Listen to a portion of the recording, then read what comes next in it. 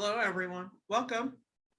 I'll be letting people in as they appear. Good evening, Pam. Oh, if you hear an echo, it's because I've actually got the meeting streaming over here. So I'm gonna mute it.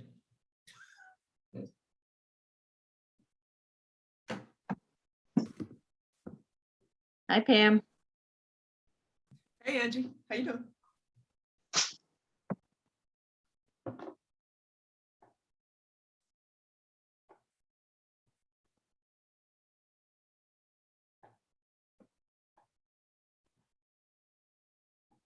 I'm gonna turn off my camera and my microphone so that you don't catch me saying things I maybe shouldn't.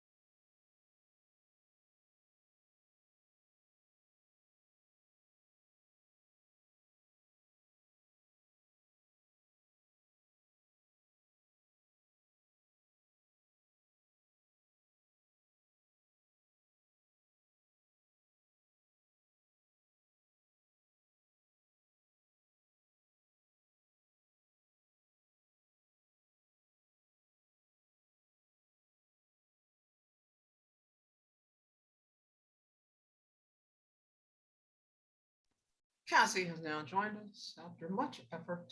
We're glad you're here. Hi, Pam Shields. How are you? Hi, Tasha. Hello, hello. I'm finishing the last bite of peanut butter toast. So no camera for me.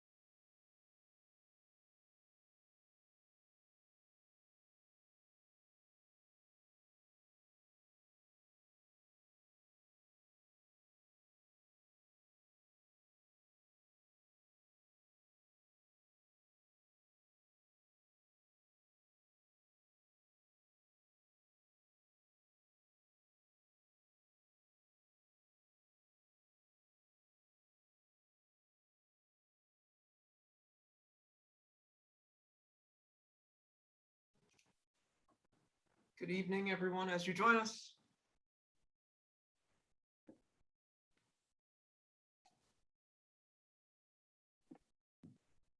Hello. Hey, Claudia. Mari, bad news. Maybe not for you, but for us. Thank you. I Thank- second that. That wasn't a congratulations, Mari. I know. No, I'm like, thank you though, that, I mean, it's bad news for you. So I appreciate it. So thank you.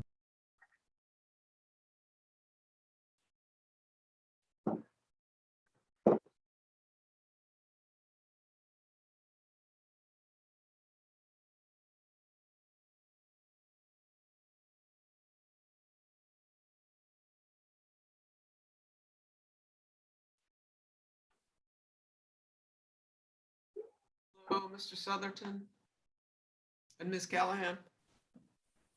Good evening. Good evening.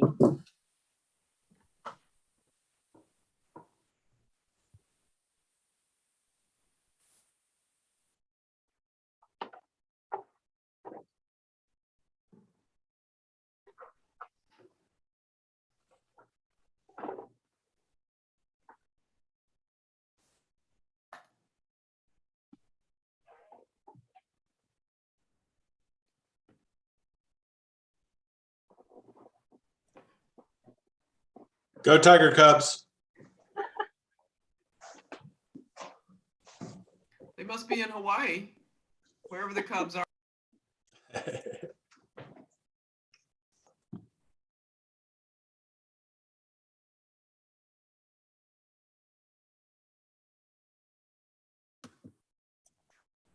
All right, Everybody how good? many? You guys quiet. You just missed a really big joke. No, you didn't. That's not true. No, but we were talking about Maury right in front of her face. Congratulations, Mari. Thank you.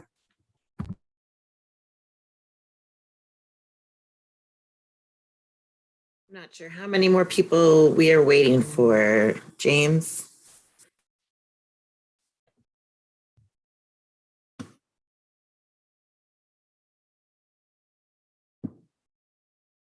Trying to do a head count here.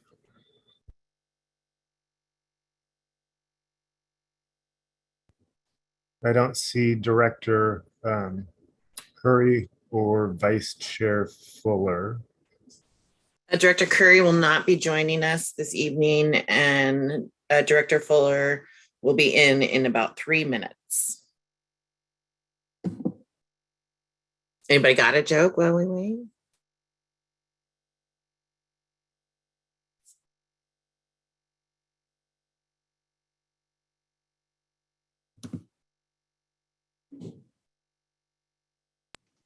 Last time I tried to tell a joke, it didn't go over, so I think I will keep mine to myself.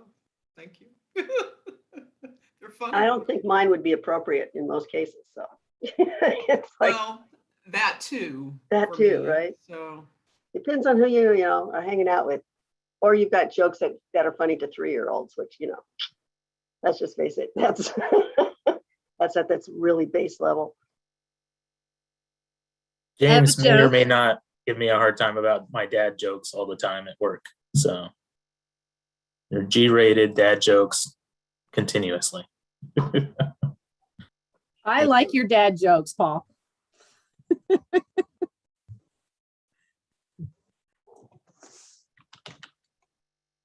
I think Angie said she had one. Angie had a joke.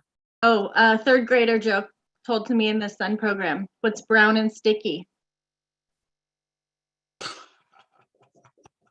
I don't want to go What? there. A stick.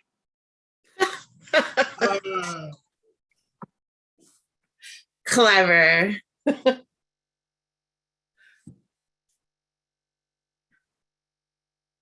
love it. All right, it looks like we've got quite a few people in. We'll go ahead and call the meeting to order at 6:33 p.m. First thing I'll need is a motion to approve the agenda as presented. Motion to approve the agenda. as presented. Second, Excellent. I've got a motion to approve the agenda as presented by Vice Chair Fuller, seconded by Director Harden. All in favor, say aye. Aye. Aye. aye. Opposed? All right, we've got an agenda, folks. Which first item of business up on it is the introduction of guests. May I turn that over to you, James? Yep, absolutely. Thank you, Chair Selesky. So we have fall athlete recognition. You may have seen this pop up and then go down on the agenda a few times this fall. We were just trying to work out how to make this work in a virtual format. And so Executive Assistant Pam Jordan has worked with the high school as far as putting together a presentation here. And if I'm not mistaken, Director Wright was going to help with displaying said presentation. So Pam, if Denise doesn't already have screen share, if she could have that to be able to display it. And there's a short little video presentation to help recognize our fall athletes and all of the accomplishments that they've had over the course of the fall season. I'll turn it over also to CHS Principal Scott Aguirre if there's any additional comments that she would like to make with regard to the fall athletes from the high school. I unmuted myself there. No, we just had, it was nice to get back to having sports again. And in the fall, we were adjusting to being back, and that we've increased turnout as the seasons have gone on. And we had some outstanding performances, which is noted by our conference and by our, on this presentation on the various teams. All right, I'm hoping everyone can see a screen with blue displayed. All right, here we go.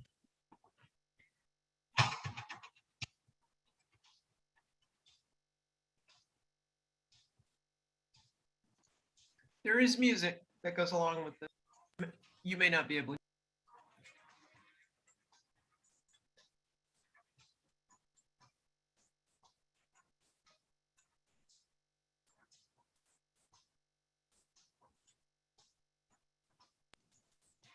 Is it possible for you to adjust your audio?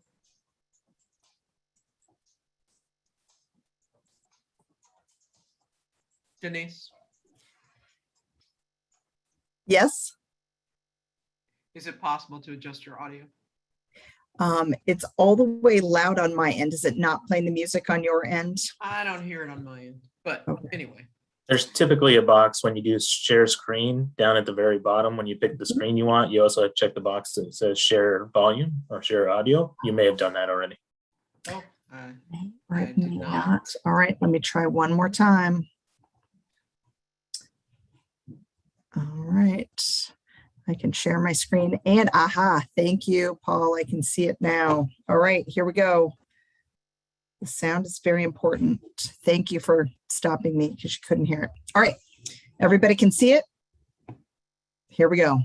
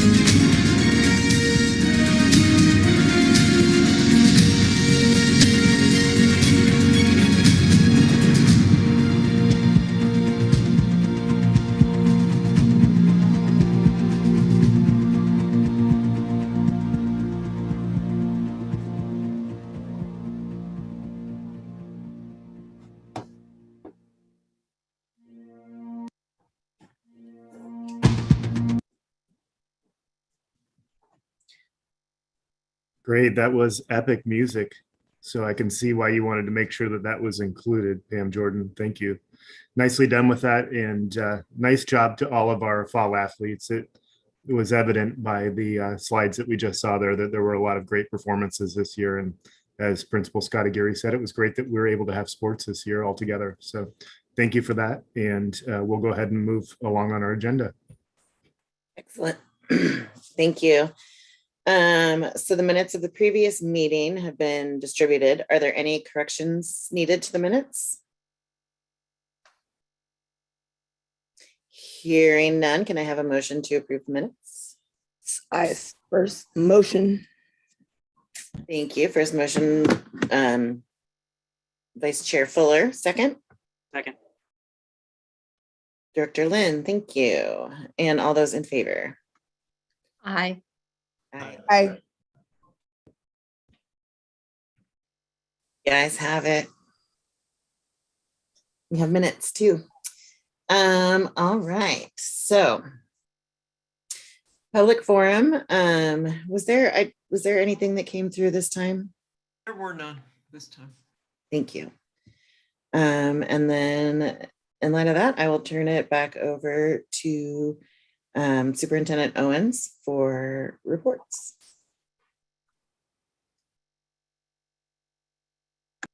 Great. So it looks like we have Student Representative Jesse Fonseca is here to provide an update from the high school. Welcome, Jesse. Good evening. Hi, everyone. I'm Jesse Fonseca. Sorry, my camera isn't on. I'm currently on a laptop that doesn't have forward-facing one, so excuse me for that. But I do have the presentation and I can share my screen. Perfect. So I'll just be covering some things that are happening at the high school. Can everyone see it? Okay, perfect. So first of all, one of the big things that's coming up this week is the Spring Fling. So as many of you might know, we had to push off our winter formal, and instead, what we're going to be doing instead is the Spring Fling, otherwise known as our Spring Formal. It's very exciting to have this and kind of continue our traditional things, even if it's at a later time. This will be on Friday, March 11th from 7 to 10. And I know Yearbook will be hosting like a Polaroid sale. So for people to have something to take home, and they'll have a full backdrop from what I've heard, going with the theme of like Greek mythology and Persephone. It seems really well put together, and I'm looking forward to it. Next, this week has been Spirit Week.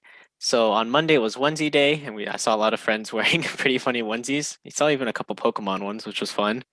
Yesterday was flannel day, so everyone coming in kind of looking like lumberjacks. Today was wearing purple or red for Women's History Month. And then tomorrow will be Dress Your Culture Day, so dress wearing something that's representative of your culture. I know I just got a mask from a family friend that's kind of like in the patterns of Peru, which is where my parents are from, and I'm really excited to show that off. Then Friday is no school, so that'll be exciting. Checking out on spring sports now. Baseball and softball, tennis, track and field are all sports that are going to be going through in spring.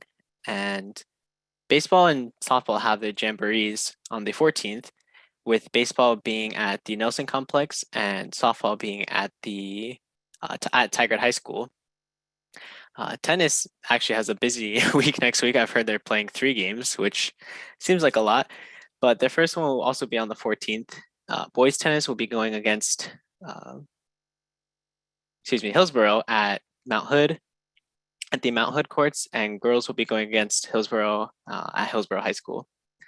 Then track and field has their next meet coming up on the 12th, and that will be happening at Centennial. Lastly, I wanted to highlight a program that recently started at the high school called Sources of Strength.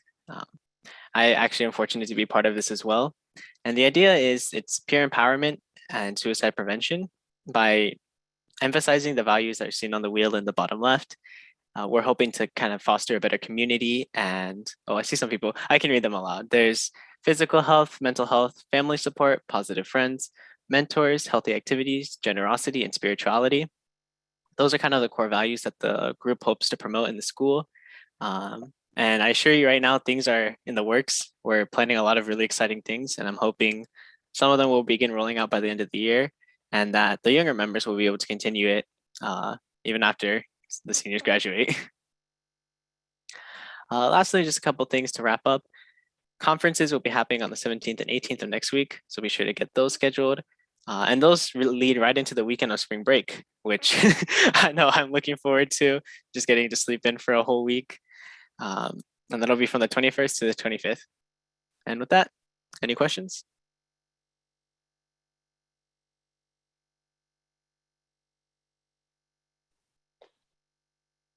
I have a quick question. Mhm. Jesse, your sources of strength group, who is it? Anybody can belong? Can you give us a little bit more information? Because that looks like a very dynamic thing to be doing. And I'm just curious how, is it open to everybody, freshmen through seniors, as an example? Yes, and I'd even encourage underclassmen to sign up for it because I think it's something that could really shine over the course of a couple of years with people kind of building that momentum behind it. And yeah, I can elaborate a little bit more. The idea is that we, like, as members of our community, are hoping to promote certain events or practices like generosity. One example is we have a bunch of these flyers that will say like 3 things I'm grateful for, or we want to promote. I'll give a little bit of a teaser of what we're coming up with, like a couple all school events, like maybe a barbecue that we're hoping will just really bring people together, and then we can share out like who we are and what we're trying to promote. And like I said, it's open to anyone, and I'd be happy to see more people joining. I should clarify, the Sources of Strength is its own organization, and what they did was like they held a training at the high school so students could sign up, and this was a couple weeks ago now. Students could sign up, and they had like somebody come down and really like step through with us what the program is and what they're trying to do. But then it was in our hands, and that's what I think is really nice about it. It's this sense of action that your purpose you have, like knowing what you're doing in that group is going to like roll out into the school. And I know, like, even though I'm a senior, like I'm still really looking forward to the things we'll do this year and what my other peers in that program will do as well.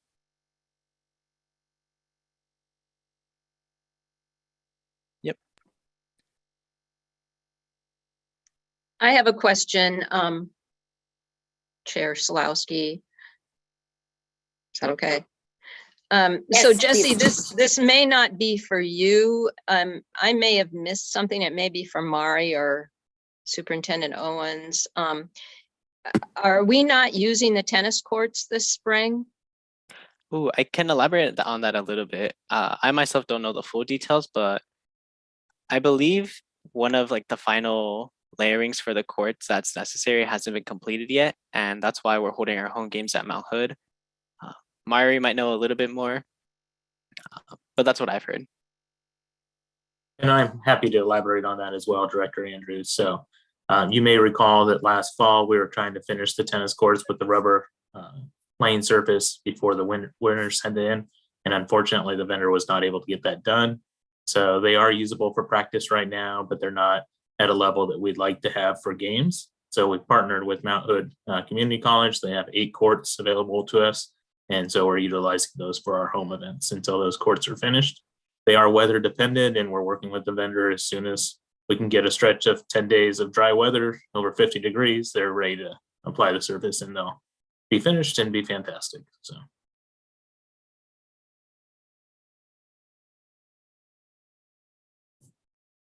Thank you so much. All right, thank you, Jesse. Next up, next report. Let's see. Dr. Tasha Kasuda. Student Transfers Report.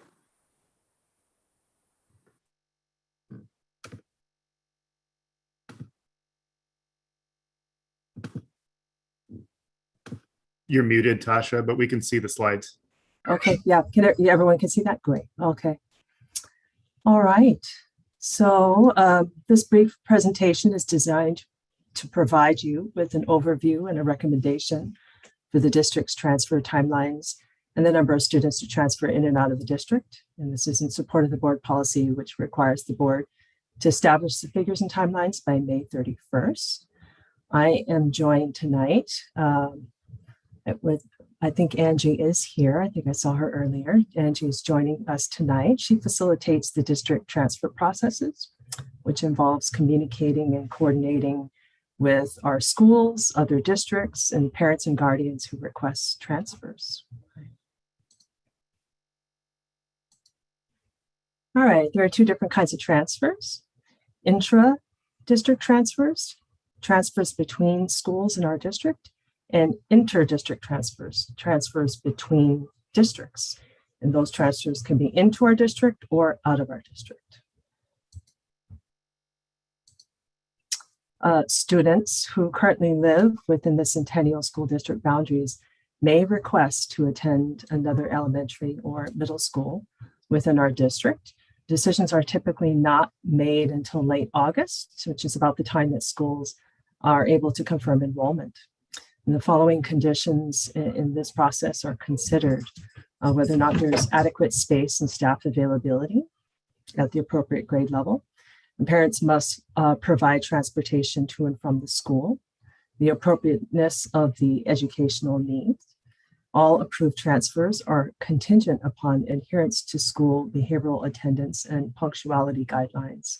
The duration of the transfer is through the highest grade level offered at that school. So here you'll see that we've laid out a window or a recommendation for a window for the intra-district transfer request from May 16th to August 31st of this school year.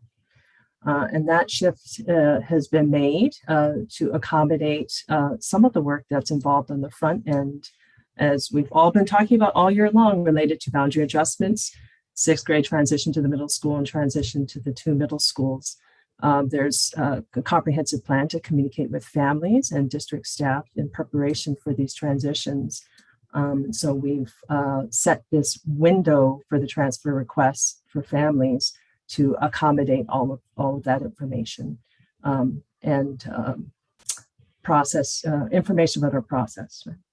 The process operates year-round for the intra-district transfers. And I have context for another district, and to be very, very transparent, the very slight nuanced differences between the districts, I get caught on those sometimes. So and Angie's going to be very helpful. Jump in, Angie, as we go through the slides, if there's some additional points that you'd like to make. All right.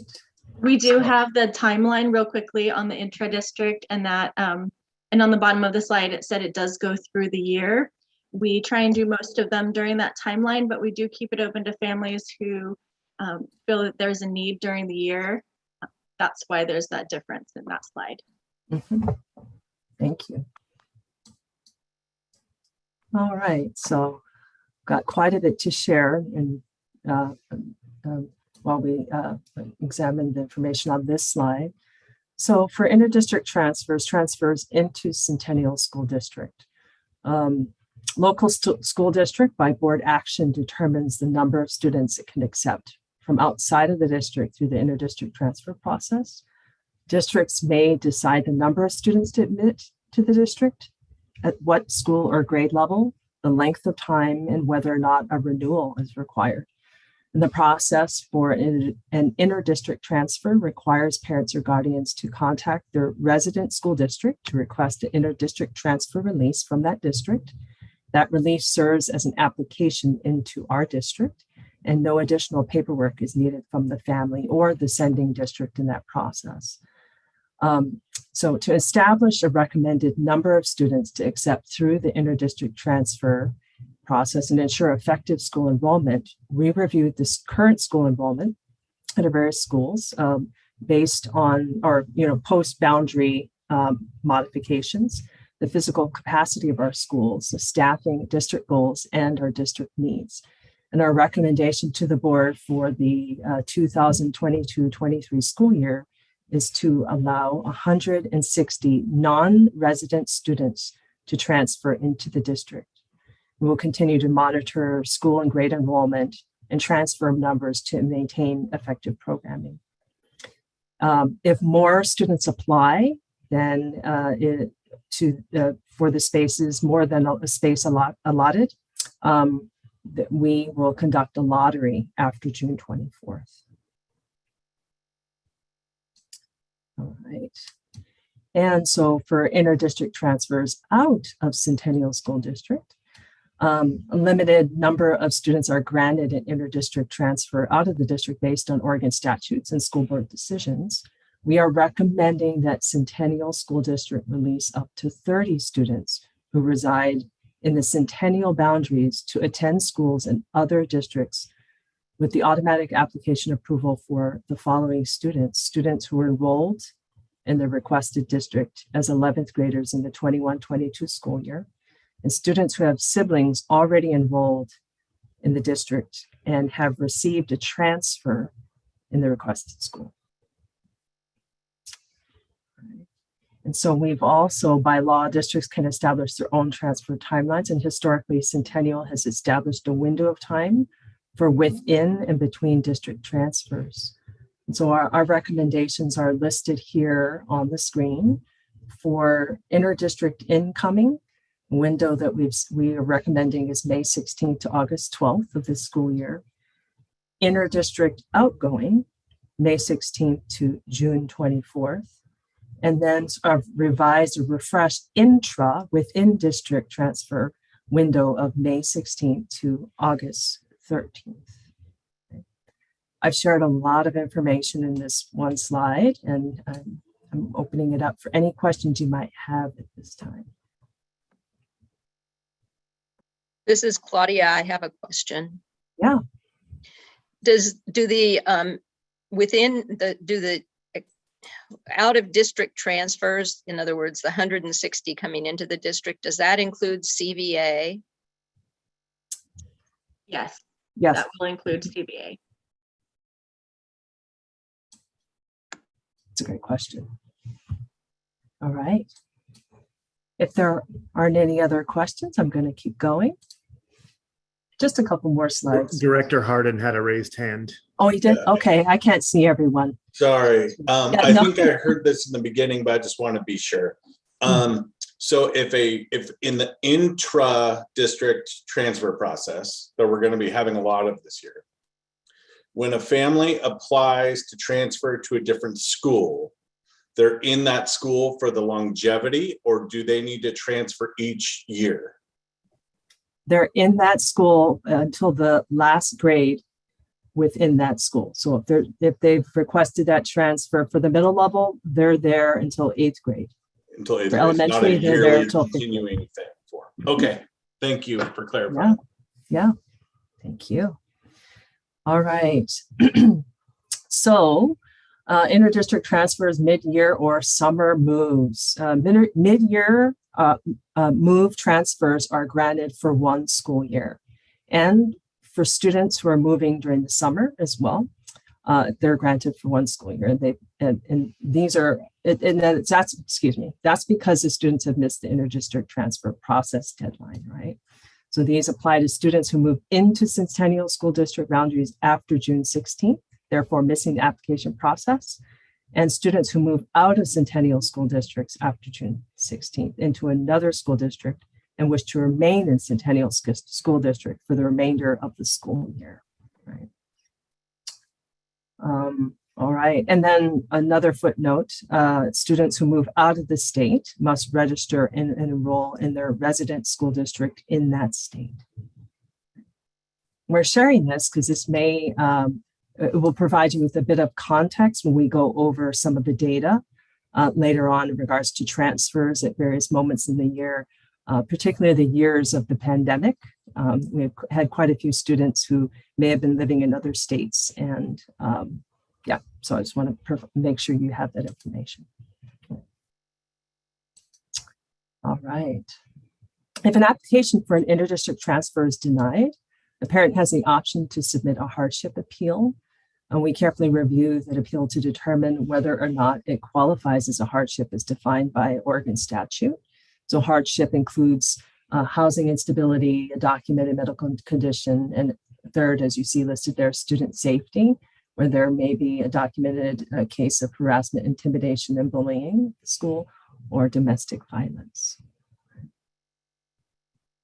Angie, is there anything you want to add to that? Nope, I think you covered it. Is there any questions about this? All right. So now the data. Presentation's not complete unless we have a little bit of data. I'll provide a brief overview and then invite Angie to speak to some of the historical details that I was not in the district for. And she'll provide a little bit of context for the next couple of slides. And as you can see, the number of students who are granted intra and inter-district transfers widely fluctuates from year to year.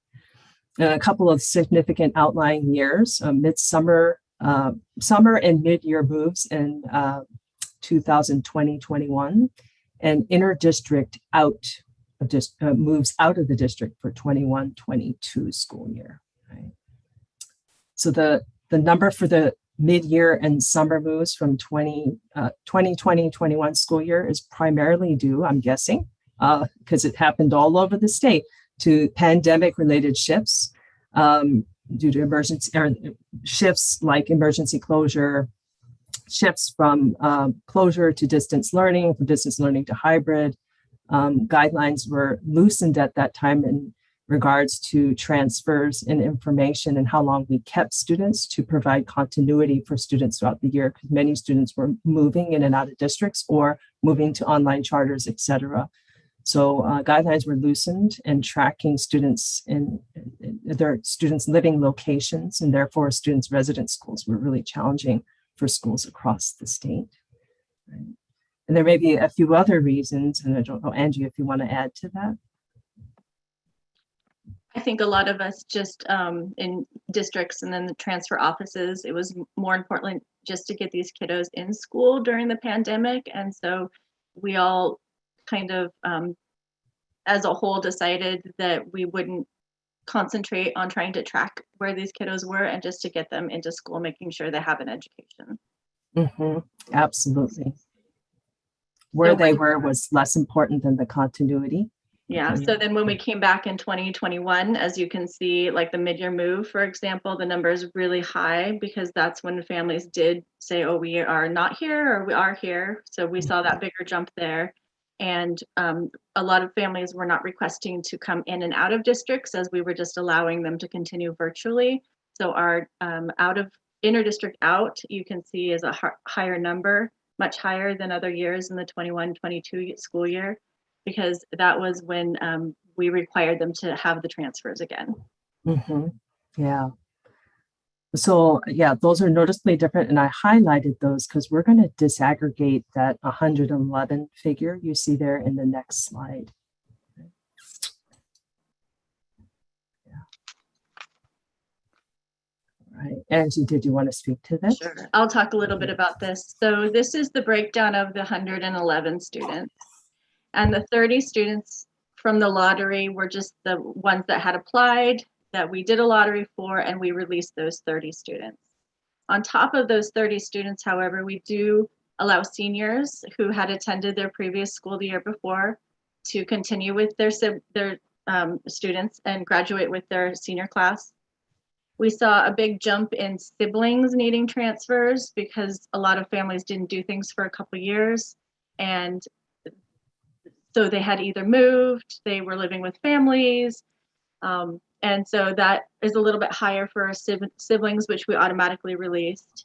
And as we don't offer a language immersion school within our district, that can be considered a hardship with families, and they can request to appeal their denials. And so we chose to release students who are requesting immersion language schools outside of our district. We had 14 hardship transfers, and those hardship transfers usually happen throughout the school year, where there is a situation where there's the circumstances where they talk to our assistant superintendent, and she determines whether or not they are granted a hardship out. But that 14 kind of happened during the year. I know that's a lot of information. Is there any questions about that? Had a quick question. Yes. Yeah, the 30 lottery points, what are those awarded based on, particularly since we're having such a high number of otherwise automatically or other people who are justifying transfers? I will tell you in just a minute. I'm going to tell my child to stop opening cupboards really quickly. So there isn't, we don't take anything into consideration. All districts, it's an equitable request for any student. We just take very minimal information from the families, names, birthdays, and the schools that they're asking for. So everyone has the same opportunity. So as far as those 30 students are concerned, we do not take anything into consideration. We do ask if they are a senior, have a sibling, and the immersion classes, I just know from taking the requests in what schools are which schools. Yeah, and actually Oregon revised statute restricts us from requesting more information beyond the information that Angie specified to protect against bias. And if they wanted to share more information and feel that they should be considered past that point, that is where our appeal process comes in.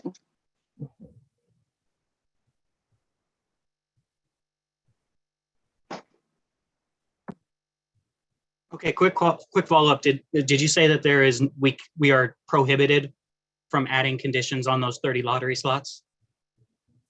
When you say adding conditions, can you explain a little bit more what you mean by that? Are you talking about specifying specific groups of students based on their demographics? Have that demographic information is considered, or is that what you mean? Well, I'm not sure. I don't know anything about those 30 lottery slots or why they are requesting it. It seems like, especially if we're having such a high number, that we would have a justification for people moving out of district. And what those criteria are, it could be a large conversation. But I was just clarifying on what I heard from you before. It sounded like you said it was prohibited. Mm-hmm. Yeah. Basically, it's open. Oh, go ahead, James. Yeah, I just wanted to jump in here because you see the 111 and you might be thinking, well, we're allowing 30, but we're getting to 111. And so I just want to tease that out a little bit because that could be a space for board conversation. So the hardship is not something that is board approved. That would be assistant superintendent discretion as to individual meetings and whether those qualify for the hardship parameters that were outlined in a previous slide. Everything above that, though, is at board discretion. So the 30 lottery, and then if there is going to be parameters around allowing senior siblings and language immersion as part of what is automatically granted, there's discretion from the board perspective in terms of whether we will allow that. As to the 30 spots themselves for the lottery, there's no parameters that you can put around that. As Angie said, it's an equitable lottery, which just basically means it's blind. People, the board allows a number of spots. People apply for said spots, but there isn't any sort of rationale that they are putting into play in terms of why they want out that the district can consider for criteria. That's just not part of how the statute works for this process. Angie and Tasha, if I misspoke or you have anything to add, feel free to jump in. That's No, exactly that was correct. Yep. Thank you. Yeah. It's a great question. Yeah. Any other questions? All right. Okay. Well, that concludes our presentation of recommendations. And I think I'm going to be sharing the slide deck with Pam, who will share it with the board for your review if you need to, following this board meeting. Thank you so much, Director Kasuda. Yeah. Next up, we have the superintendent's report, James. I see Director Shields has a hand raised. Oh, I'm sorry, I didn't see that. No problem. Just a quick question. So the decision point for this would be at our next meeting? This is the report, but the decision Yes, about that's the 130/30, yeah. Yes, that is correct. Okay. I was not aware that I could also include or I should have included those figures in the board note for you to have forward advance notice enough to make that decision now. So it makes sense that the decision would be in the next board meeting. Thank you. That Yep. just clarifies it. Thank you.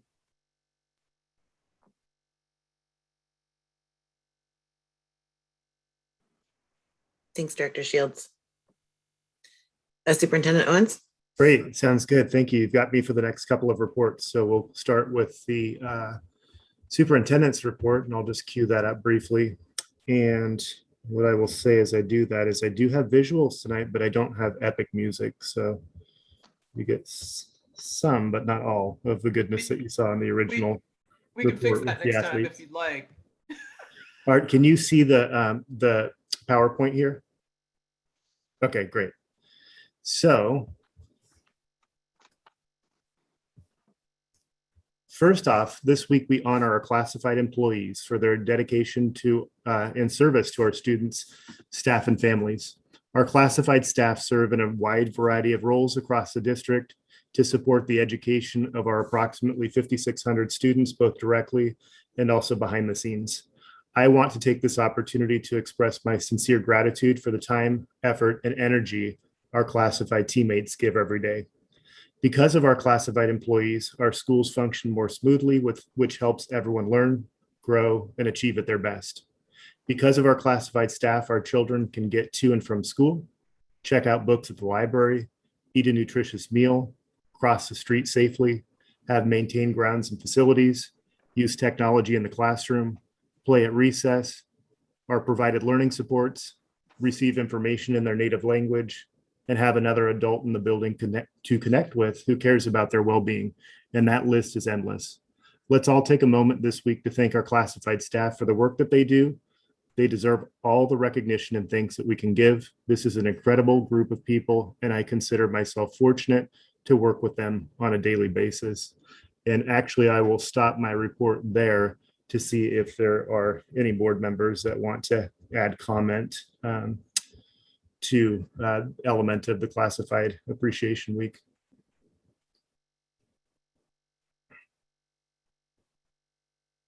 Director Shields.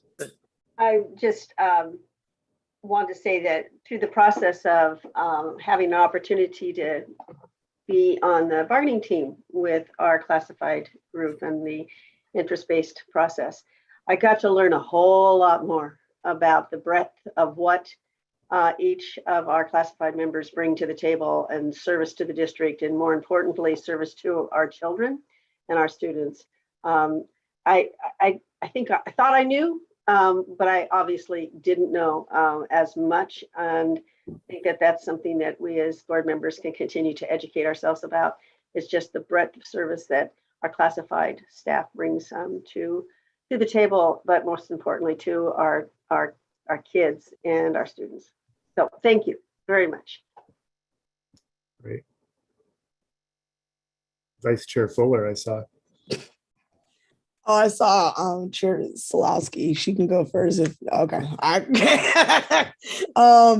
Awesome. Yes, I want to thank classified employees. You are basically the butter that holds the schools and keeps them functioning and opening together. And so I really appreciate, and I'm sure everyone here can mimic the same, just thankfulness and gratefulness for all the work that you all have done, especially over these last 2 years. And so really appreciate you and thank you for wanting to work with us.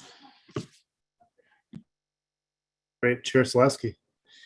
Yeah, I as a board member, I want to definitely recognize the classified staff. And I'd also take this opportunity to speak into my voice as a parent with kids in the district. I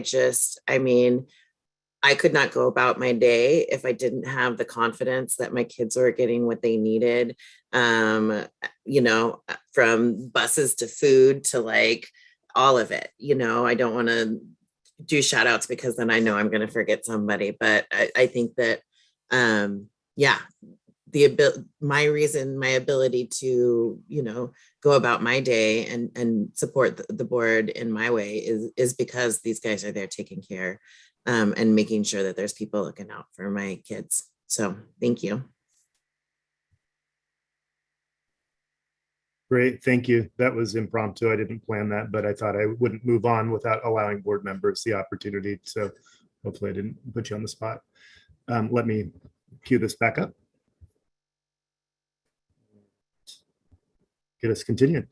So Centennial School District was recently awarded the Certificate of Achievement for Excellence in Financial Reporting by the Government Finance Officers Association, or GFOA, of the United States.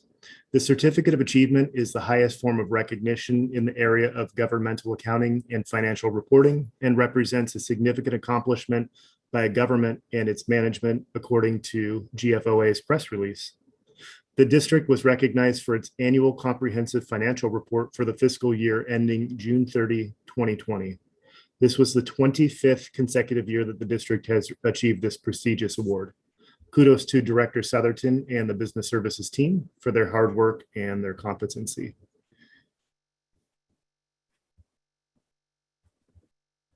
Next up is a little plug for something that's coming up, and this is something that Chief Swenson's been working on.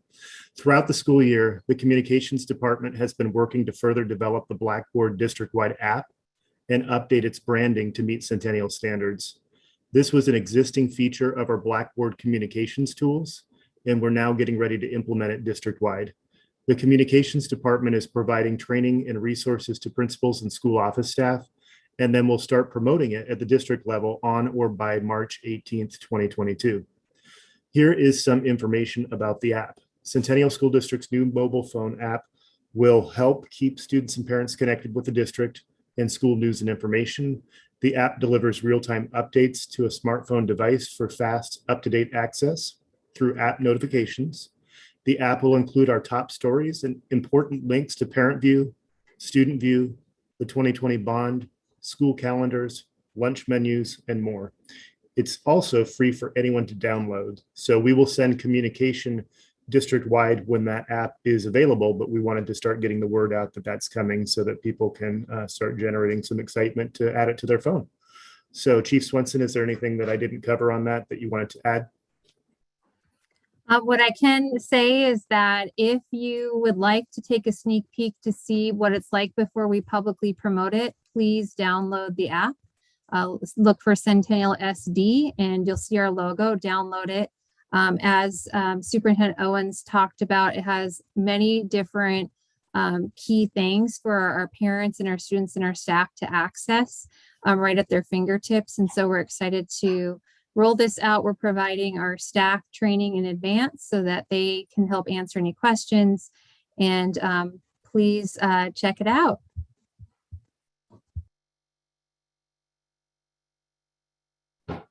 All right. So finally, and I didn't check with her beforehand, so hopefully. Hey, I have a quick question, James. Yeah, go for it. I'm really excited about this. Is there going to be a communication portal for parents to talk to teachers, or will we still be using Remind or Class Dojo or whatever the individual? You ask a really great question, Rose. So what I can tell you is that Remind and our new district app are two totally different kinds of apps. So they don't do the same exact thing. So Remind is still used for that teacher communication. This is more about district-wide news, school-wide news, so like high-level news. And then also, like, if you look at like the Remind app, it's almost like an inbox, right? Well, with this app, you go to the app and it has a lot of different icons to send you straight to the meals page, to our bond page, to our superintendent page, to student view, teacher or parent view, all those things. So they're like quick links, quick hits. So they're totally separate. That is the perfect question. That was part of our training too, to really help people understand the difference. Excellent. Thank you. Yeah. I got a quick question. Go for it. Yep. So I downloaded it. I got it already. Yeah. It looks awesome. The first thing is it's got the Timbers and the Thorns logos on it. Did they pay us for that? So what you see first is at the very top there are our top stories, and they match with the headlines that are on our district website. I'm sorry. My bad. Oh, okay. It I just hope. looked like logos on my. Oh, okay. Well, you did see logos though, Director Lynn. No, It was just the top of the image. Okay, thanks for checking. Any other questions?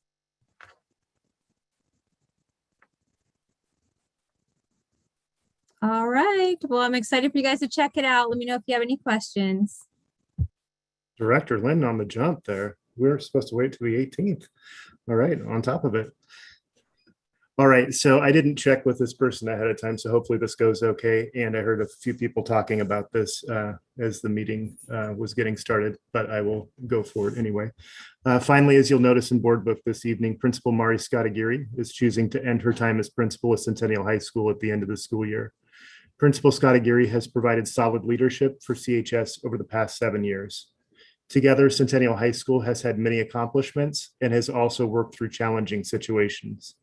Some of the accomplishments that have happened through staff collaboration under Principal Scottageary's leadership include, but are not limited to, starting Eagle Expos to showcase student learning and bring families and the community into the school, revamping the English Language Arts 9th grade curriculum to make the honors option available to everyone, adding Spanish for heritage speakers and substantially raising the number of students taking advanced placement or AP Spanish language, adding AP coursework with 2 additional AP computer science classes, AP human geography, and AP physics C, adding new courses and changing what's offered to CHS students, expanding our CTE offerings as shown by the need to hire additional CTE teachers this year, that's career and technical education. The Social Studies Department has rewritten the curriculum to take a thematic approach to teaching US history. They redid the offerings in the Science Department to make sure each and every student has access to science standards. This was a Herculean task and required intensive efforts by everyone in the Science Department.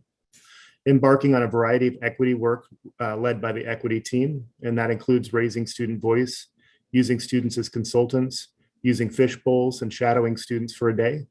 It also included extensive professional learning. Starting freshman teaming in order to raise the number of freshmen on track for graduation and to prepare them for success beyond high school. CHS raised the freshman on track rate in 2019 to 89%, and in 2020 raised the 4-year graduation rate to 86%. These accomplishments required intentional efforts to address the needs of students. When the pandemic hit, CHS surveyed at the end of the year to find out how to plan for the next year. Students had indicated that 7 classes a day was too much during online instruction. So an incredible number of staff members participated in summer planning to develop a schedule that would better serve students and staff members. And as a result, Centennial High School established a quad schedule on time to prepare for hybrid instruction at the get-go. So students would have 4 periods per day instead of 7. Staff led professional learning and provided technical resources so colleagues had the tools they needed to facilitate remote and hybrid learning. And this year, Centennial High School is moving forward with planning and implementing trimesters for next year, providing students with more course choices, longer class periods, and less competing classwork during each term because they'll have 5 classes instead of 7. While we're not saying goodbye to Mari tonight, I did want to take this opportunity to recognize her and all that she has done over the past several years, and I'll allow any comments she might have for the board and the board likewise.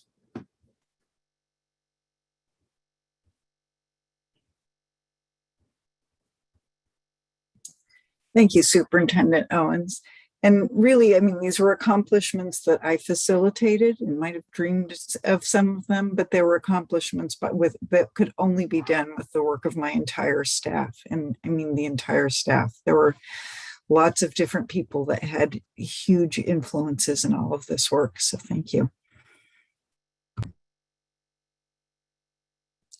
Mari, thank you truly. I appreciate all the work that you have done and are continuing to do. And I appreciate you as a person, even though we haven't been able to meet in person yet. But thank you for everything. Mari, your steady leadership, particularly over the course of the last 2 years, has been fantastic. And the district owes you a huge debt for everything that you've done for the past 7 years, but specifically for the past 2. Thank you very much.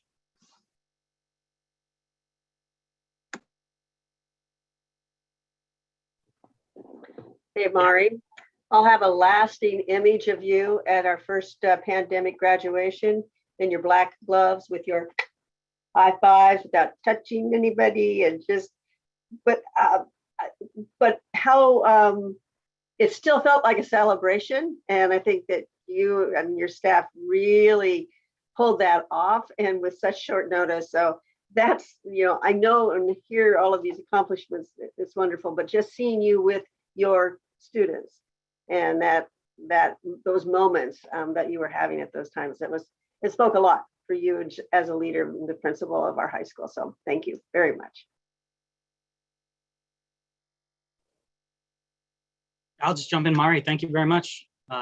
Short time I've been on the board, you've been very well prepared, always clear in your communication, and very willing to work with the board. And so thank you so much. And thank you for all the hard work that you put in.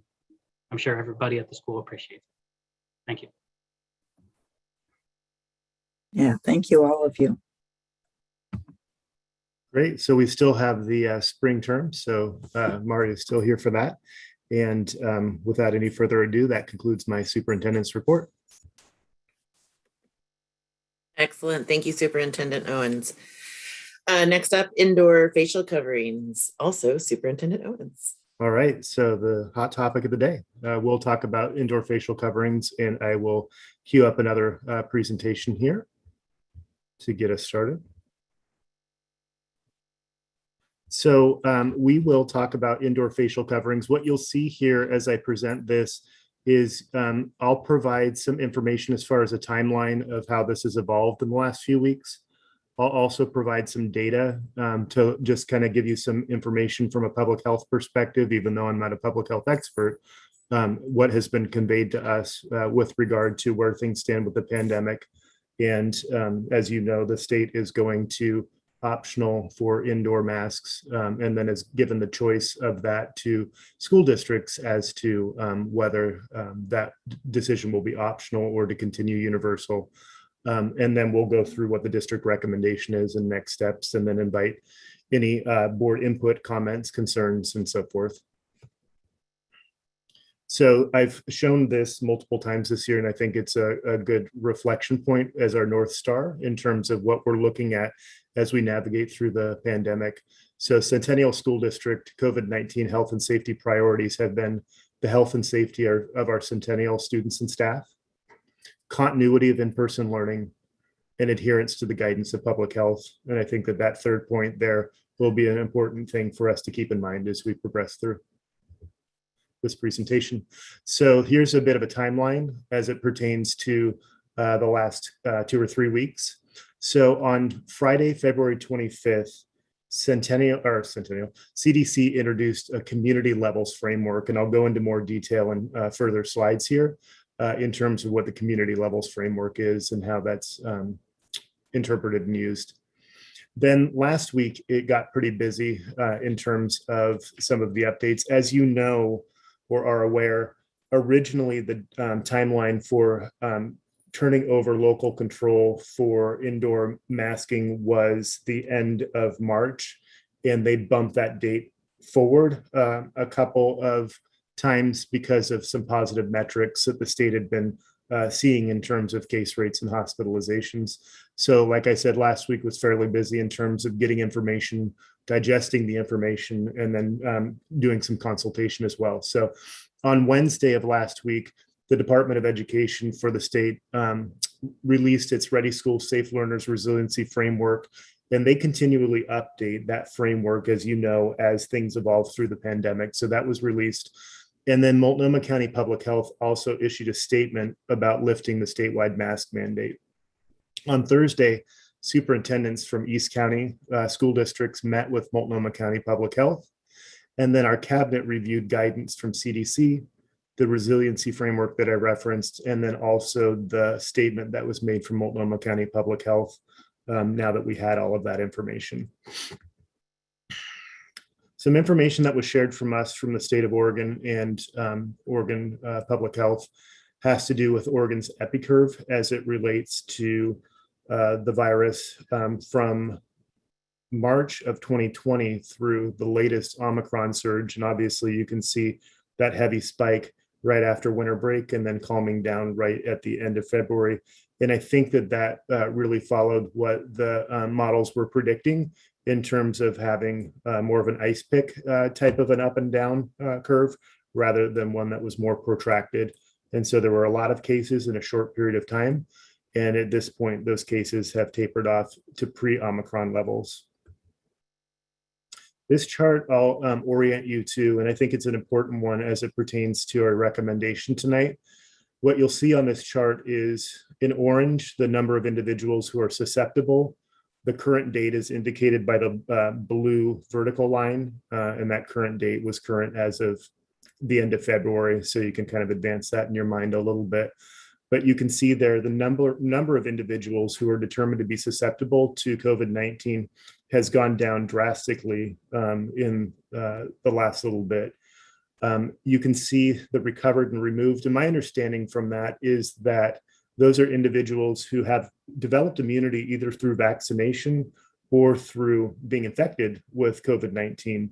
So you can see that through vaccination and being infected, the number of people who are currently susceptible is fairly low as compared to previous spots within the pandemic, as you can see there. Now, one thing to keep in mind is that, well, a couple things. Number one, as we all know, the pandemic isn't over. And number two, one of the things that public health indicates that is that your immunity for COVID-19 is, I don't know if assured is the right word, but relatively assured within a 90-day window. And after that, there can be susceptibility. So the feeling here is that between vaccination and between people having contracted COVID-19 at a significant rate, that there is a period of relative immunity for a large percentage of the overall population, if that makes sense. And feel free as we go through, if there's questions that are generated in your mind, just feel free to shout out. And if Director Wright, who is really on point with this, has anything to add to any of this, feel free to jump into. Superintendent Owens, I'm gonna shout out. This is Director Andrews. Yep. I'm assuming this is the population of the state of Oregon. Is that true? That's correct. You probably said that and I missed it. I'm sorry. No, that's a good clarification. So that this is an Oregon Department of Education slide that indicates overall state level trends.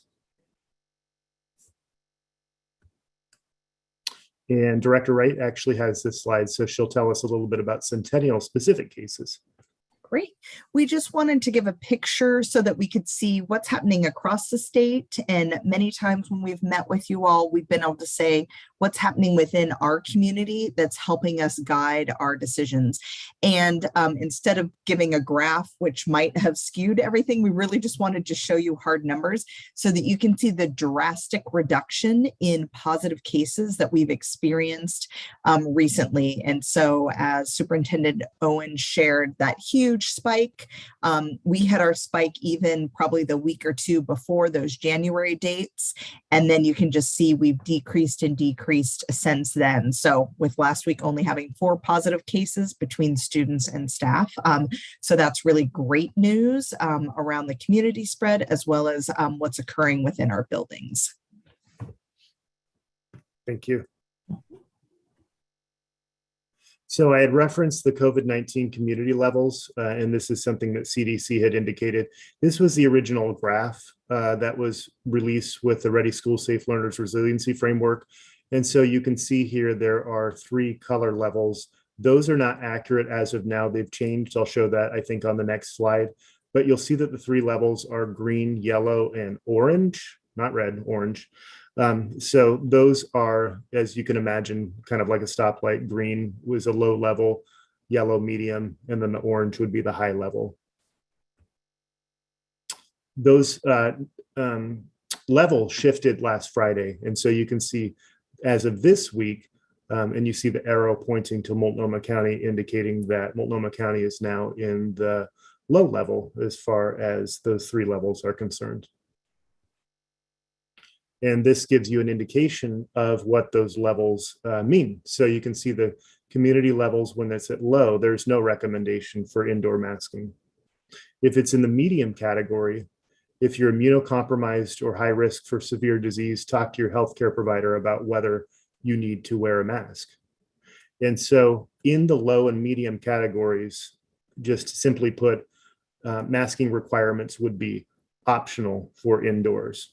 It's only when in a county is in the high community level that CDC is recommending wearing a well-fitting mask indoors in public, regardless of vaccination status, including in K-12 schools and other indoor community settings.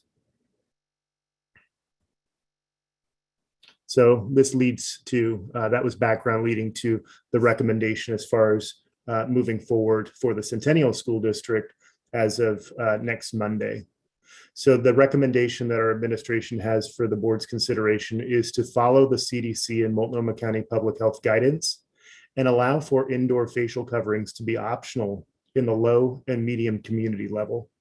This means we would align with the statewide lifting of universal requirement for indoor facial coverings. Continuing the use of indoor facial coverings is encouraged and supported by our district for students and staff who are concerned about the risk. And we will continue to maintain all other layered mitigation measures to ensure a safe learning environment for all. Question would be, why now? Our district has adhered to the guidance of public health authorities throughout the pandemic, and we believe it's important to continue to lean on public health to guide us.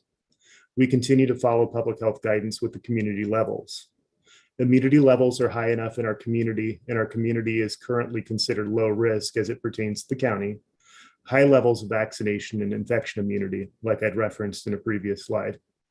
The latest data by OHSU indicates that less than 14% of Oregonians are currently susceptible to COVID-19, and these levels are predicted to maintain for at least 3 months. As I'd indicated, that 90 days is what you can be looking at in terms of this. And so one thing that's important to keep in mind is, I'm going to back up a couple of slides. When we're looking at these community levels, those are flexible.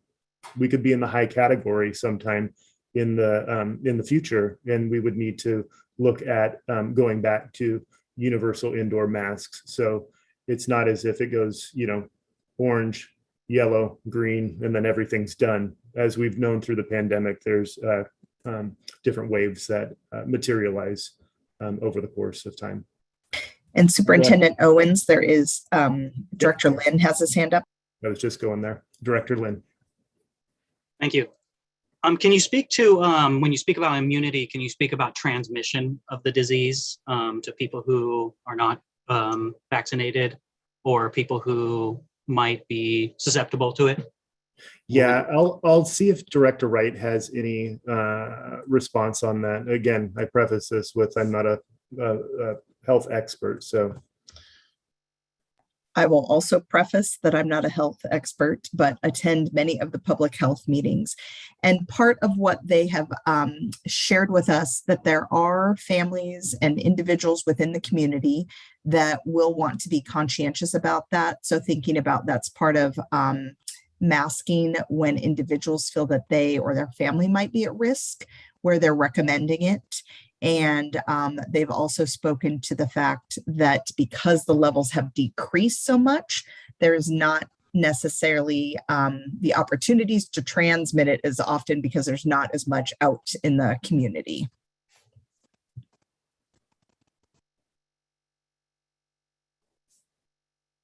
Thank you. And other question, would any of the lower numbers, can any of that be chalked up to less reporting or testing?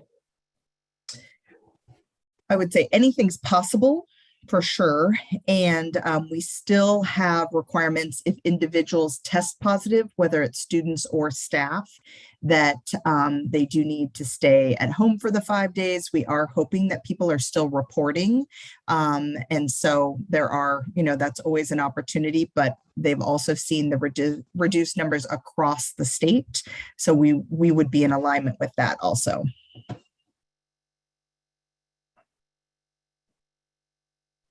Thank you. Great. Feel free to, anyone else, if you have questions as we go along. I think there's a few more slides here for us. So local considerations at this point in the pandemic, we're shifting, and when I say we, on a whole, public health, This is the information that we're receiving. At this point, we're shifting from a pandemic strategy to endemic strategies from the public health perspective. Quarantining has been determined to not be effective at this point, and that's because of the high level of transmissibility of Omicron. And Director Wright can maybe speak a little bit more after I read through these different points here. We will continue to notify families regarding exposures, and symptomatic individuals will still require 5 days of isolation, followed by a return to school with a well-fitting mask for 5 days. Director Wright, is there any additional commentary to add to these? Part of where the messaging is also shifting is thinking about similar practices that we've had in place previously with other communicable diseases, chickenpox, whooping cough. And so thinking about shifting to, if there are situations that occur, how do we notify individuals so that they can monitor, but that we wouldn't necessarily quarantine large groups. So it's moving COVID into a similar phase with others, but after 2 years of living with it to this level, it's definitely something for all of us to get used to, thinking about it in this new way. Other measures to continue, and these are things that we are definitely wanting to make sure to reinforce that have been tried and true practices so far. First of all, though, support all students and staff recognizing that mask wearing is a protection for individuals. It is still effective when not everyone is wearing a mask. Frequent hand washing, continuing support of good ventilation, and that includes operable windows and also the air purifiers that we have in schools. Local testing available through the COVID clinic, diagnostic testing available at all schools for individuals who develop symptoms while on site, and continuing to notify staff and parents of students when instances where there is a known positive case in their cohort. This is an example of layered health and safety measures, and you see face coverings as one of those elements, but there are many more that have been developed over time, including vaccinations, physical distancing, cohorting, airflow and circulation, hand washing, isolation, quarantine, testing, and so forth.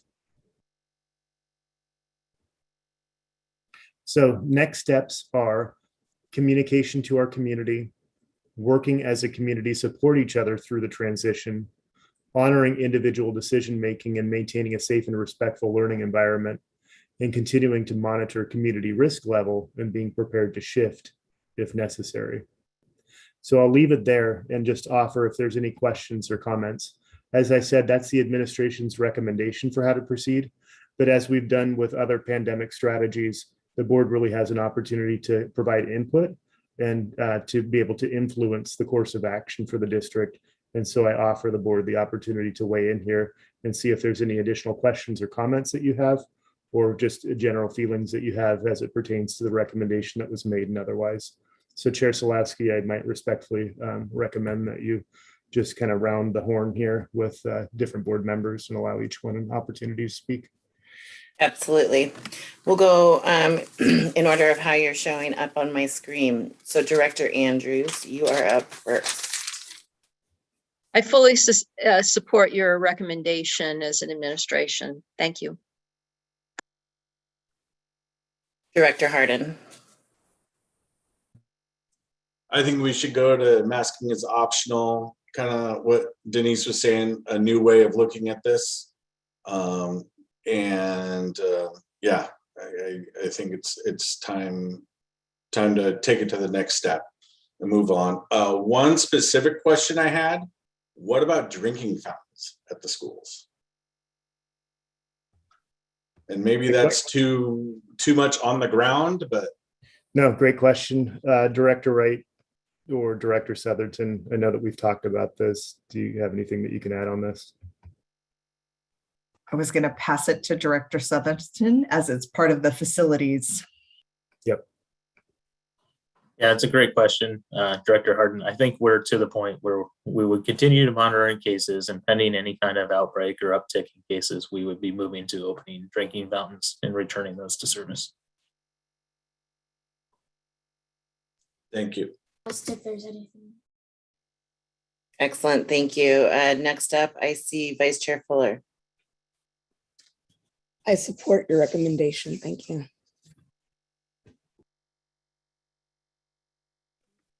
Thank you. Next up, I see Director Lynn.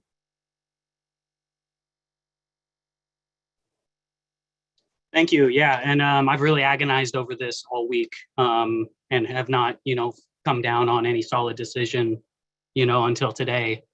And I've been reaching out for a lot of information and including speaking with my child who goes to school. And it seems like a lot of the recommendations have gotten to we're just going to screw it, let's just let it go. As they said, kind of endemic. And that disturbs me. It's really sad that we've had to get to that point. Because again, my priorities have always been not going back and forth, not going from low to high and changing restrictions and lessening restrictions and then bringing them back. I think that's far more traumatic than having a solid, consistent, gradual release of things. And my concern has always been safety first. Even if it's one case, or for a student or a teacher or a staff, just because they're saying that there's plenty of ICU beds for you does not make it sound good to me. But and then I speak with my child and I'm frustrated that I hear that there's plenty of students in a lot of his classes that are not wearing masks all the time. They're reminded by their teachers, but that's about the full extent of the accountability. And he says some decide to ignore their teachers and the teachers don't do anything about it. So if we're just acknowledging what's already kind of status quo, again, that's kind of a sad development, but that's where it is. I am still in favor of a gradual release, and we don't know what this is going to happen after spring break. I would love to take a more cautious approach. And yeah, so that's where I'm at still. Thank you. Director Lynn. Next up, we have got Director Shields. I support the move as you've just, shown us. I do have a question. In your communication with other districts, are we an outlier or is this something that you're seeing happening? I know you often have talks with other superintendents and other communication, Multnomah ESD in particular. So that's one question. Excuse me. And the second question is, COVID notwithstanding, we had fewer colds, we had fewer flus, we had fewer everything.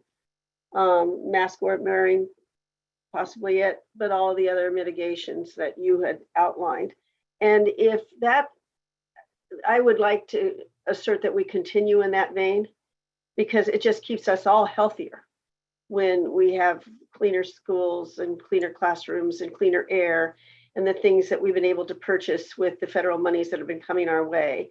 And as we continue to see a need for that, and even the availability of a mask for a child or student who's not feeling well that day, but did come to school and making that normal. I've traveled in a lot of countries and what I've seen is that mask wearing has been something that you see in other countries when people are not feeling well. And if we could get to a point where we could somewhat normalize that for our own students and our staff, like if you're not sure, but you came to school, but it's okay. It's okay to protect yourself and it's okay to protect others by having a mask available for you. So those, if we can continue to do that and normalize that kind of protection, I would appreciate our district thinking in those terms, but I'm also interested in just in general, what's happening across the board in our area on East Multnomah County. No, good question. I'd say a couple of things to that. Number one, last year, if you remember the 2021 school year, there were a lot more metrics in place than I've noticed this year. We had the sector guidelines as it pertained to athletics. We had various guidelines as it pertained to kind of maybe similar concept to what we're seeing here with the CDC low, medium, high. In this year, that seems to have kind of gotten lost for whatever reason. And so the fact that there is a reinstatement in my mind in terms of different metrics, I think was a welcomed approach, because some of the feedback that I was giving and we were giving to public health, and similar to some of the comments that I've heard right here, is that it seems as if we've strayed from a public health perspective to one of a political perspective. And that's been some of the concern that I've had with regard to the pandemic approach. And so the ability to use an objective standard by which to base decisions and to be able to predict how to respond to the conditions on the ground is welcomed. And I think to the question as far as what I'm seeing in area districts, that's universal to a superintendent. That's what I've heard, is an appreciation that there is some sort of a standard to tie our response to. And I am unaware of any district around us, not that there isn't any, I'm just saying I'm unaware of any that aren't considering going to the levels approach, where there is universal masking required only when it's in the high level. So that, and I've had group meeting with every East County superintendent. And then I think probably people have seen North Clackamas has announced that they're doing the optional. Portland is, and Beaverton as well. So some of the bigger districts around us. Portland meets with East County, but North Clackamas and Beaverton don't, but they're also the larger districts in the area as well.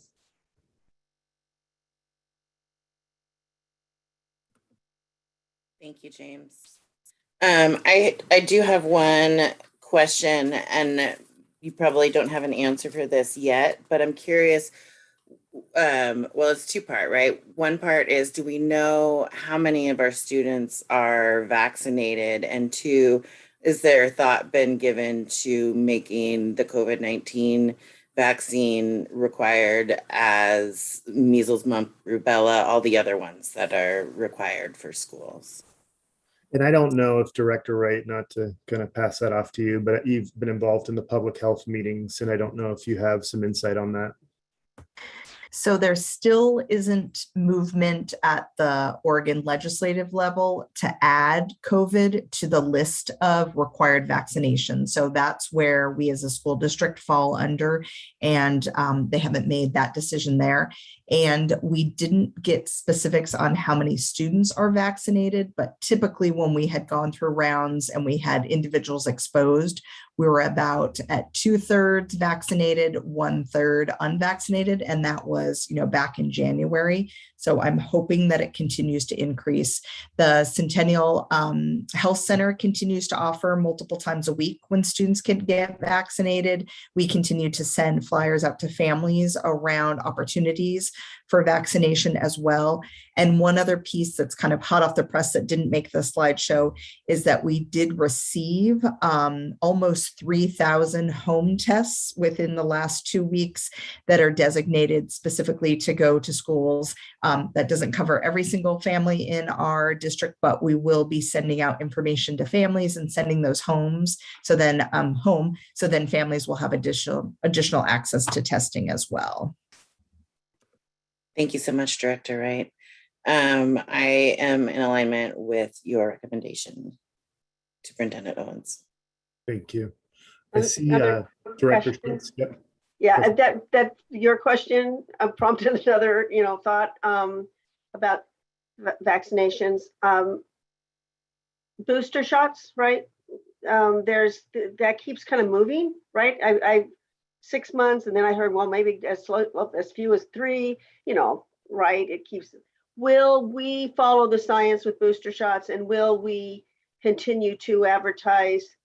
It's like, check your calendar. If you're 6 months out from your last vaccine, we do have boosters available, so that it does keep it foremost in our minds. I mean, I've marked it on my calendar. It's like, I've got a 6 month from my booster, right? Until they tell me I have to do it shorter. But I need that kind of prompting, right? To be able to understand it. So are we going to provide prompts to our families and our students? Yeah, I'll queue that up, and then I'll also pass it off to Dr. Katsuda and Director Wright as well, because they both have involvement as it pertains to vaccination. But currently, and you've probably seen via Peach Jar, the superintendent's updates, and otherwise, there are regular prompts in terms of where vaccination clinics are being held. And that is information that's being provided through public health, through to us, and then out to the community so that people can continually be aware of the opportunities that are available. But Dr. Katsuda is the vaccine lead for the district, and so I don't know if she has anything additional to add. Not necessarily. I think that yes, absolutely. We've been focusing our efforts on advertising available vaccination offers across the county versus hosting our own in-district because of the bandwidth of our district team. As we start to come up for breath from all things COVID and we have the ability to support that, we may open up the opportunity or collaborate with healthcare providers to provide vaccinations for our students in the community again. We did provide a number of clinics in the past, if you remember. But yeah. What Superintendent Owens shared is accurate. Thanks. And Director Wright, anything else to add to that? Thanks.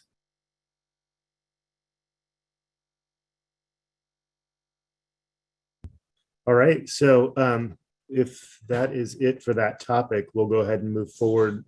Chair Solowski, since the next topic is still district related, I can just go ahead and pass it over to Director Southerton, who is going to give us an update on the outdoor athletic facilities and stadium plan. And he has some real good information to share with us. So hopefully this is exciting. Great. Thank you, Superintendent Owens. And let me see if I can share screen here. Looks like I can. Can everybody see that presentation? Yep. Wonderful. All right. So I thought it'd be helpful to, as part of the update, just kind of provide some additional information. As you'll recall, we've had a couple of conversations, but they were kind of impromptu. So I thought it'd be helpful to kind of give the full picture of how we got here and where we're headed next. So whoops, skip some slides there. So we're talking about the Centennial School grass field in the stadium complex. So Centennial High School is one of the only high schools in the region without an all-weather field.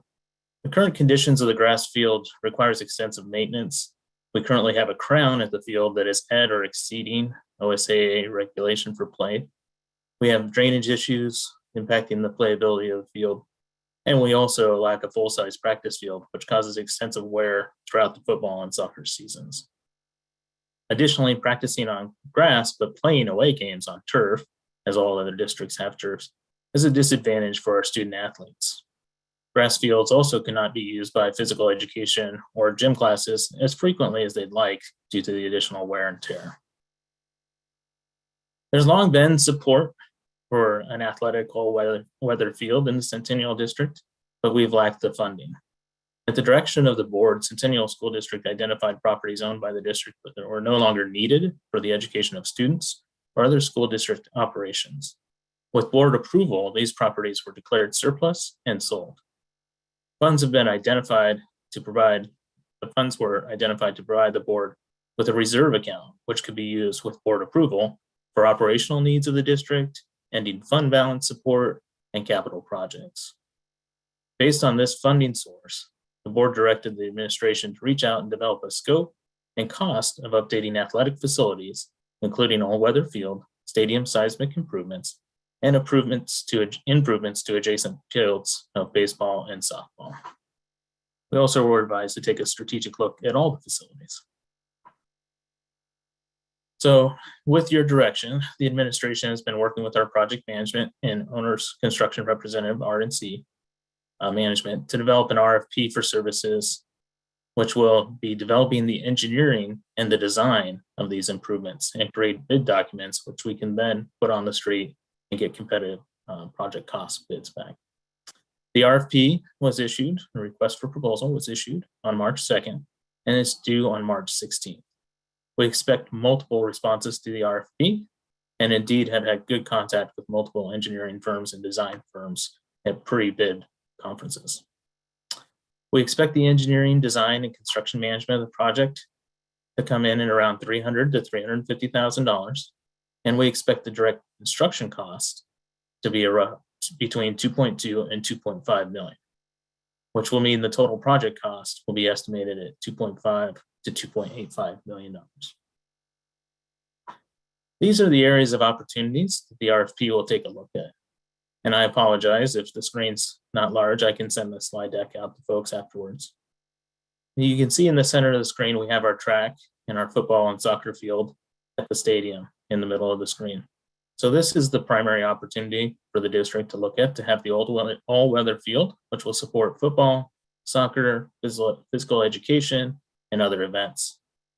In circle 2, or item 2, is our stadium, which was built in 1967 and has not been seismically improved since that time. It has also not been updated for the 2 classrooms, restrooms, and other facilities in the stadium. Item 3 is the baseball field. We've been requested by athletics numerous times to look at putting in turf in their infield section of their the baseball field, and also their batter's box. Softball as well has a similar request. And then item 5 is our dedicated soccer field. So when we have events going at the same time, or we have too much wear and tear on a main field, we have a dedicated soccer field to the west.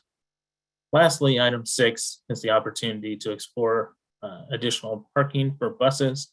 As you'll recall, we did sell the auxiliary bus lot on 174th with the idea that having buses closer to our transportation department and within our secure area would be better for the district and support people transportation. So again, these opportunities are the multi-sport field, the stadium and seismic improvements, additional secure bus parking, baseball and softball improvements, and then a dedicated soccer field is another opportunity for a second potential all-weather field. The scope of the RFP that's advertised currently is to replace the entirety of the grass area of the middle of the track with the artificial turf, complete with subgrade, drainage, and equipment to maintain it. We also have observed that the track is in need of being resurfaced and the field pits will need to be attended to. Seismically upgrading the stadium as previously discussed, and then updating the facilities in the stadium. Lastly, designing the bus parking and a master plan to generate recommended budgets for field improvements for the rest of the sports complex, which will be good prep for the next bond or future investment.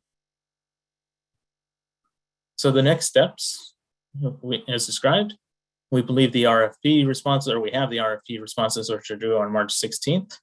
When we review the RFP responses, we'll be reviewing those with stakeholders from athletics. So we'll be working with the football coaches, soccer coaches, track coaches, and physical education or PE class teachers as well to review the RFPs and make sure that we're speaking to their interests and going to end up with a good partner. The board will also consider the award engineering that design when the RFP is received. Future actions after that will be, once the design and engineering is complete, we'll work with the board to develop a construction project budget, and then work with stakeholders to develop the schedule. We want to be mindful of who we're impacting. This is a large project that will take many months to complete. We'll put the project out to public bid with board approval, and then we would ultimately seek authorization from the board to complete the project after the bids were received. And with that, I'm happy to take any questions you may have.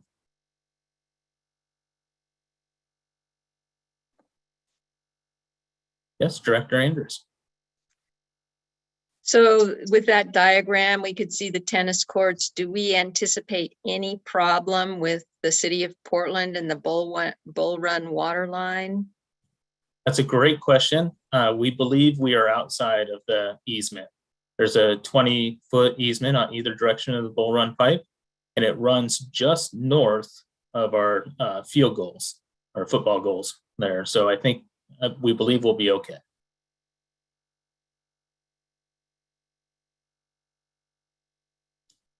Director Harden? So by your estimate, I mean, we haven't got the bids, so we're not quite sure, but you're thinking that addressing all of those needs would be somewhere in that $2.5 to $2.85 million range. That's our estimate at this time. As you know, inflation and supply chain issues are, in the headlines daily. So we'll be very mindful of how we put this out for bid, working with our architects and designers to discuss what a reasonable schedule looks like, if there's opportunities to bid during a down season, perhaps in the middle of winter when contractors aren't as busy, et cetera. But that is a reasonable estimate at this time.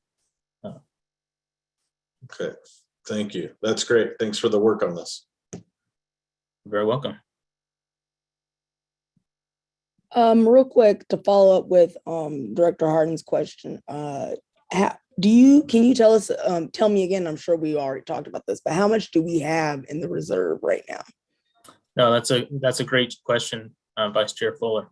So in the board reserve account, we have sold just over $6 million in properties.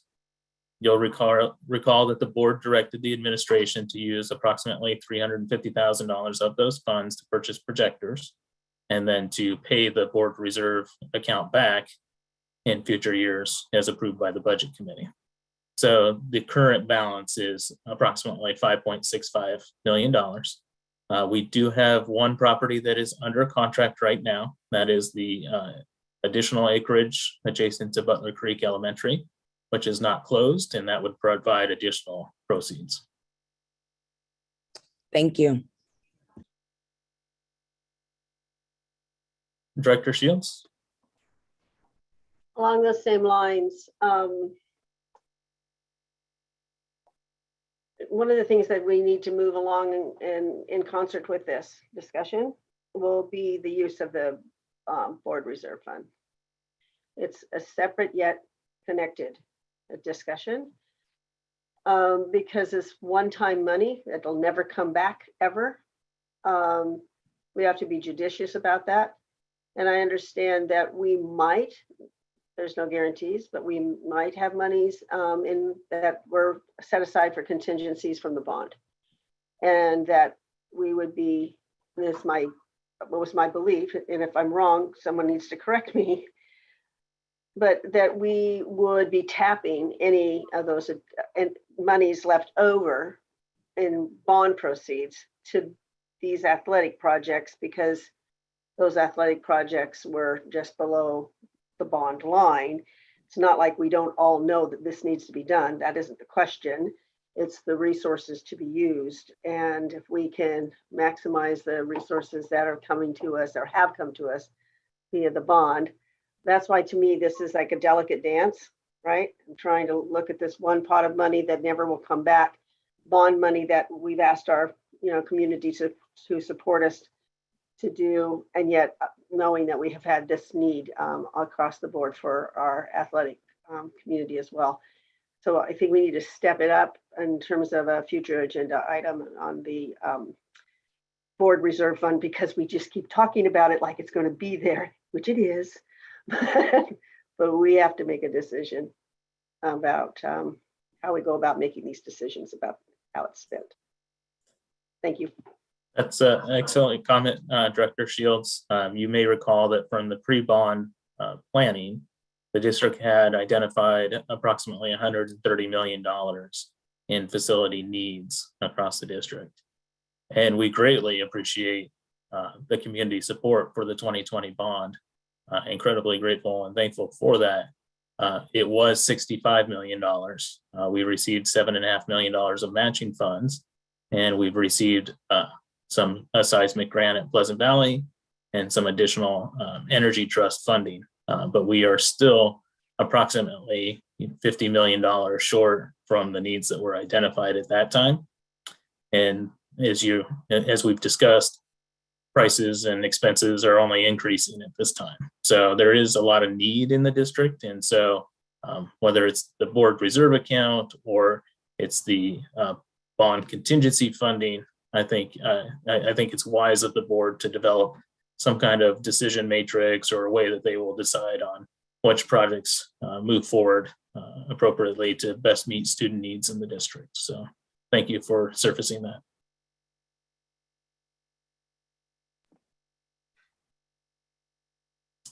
Director Andrews.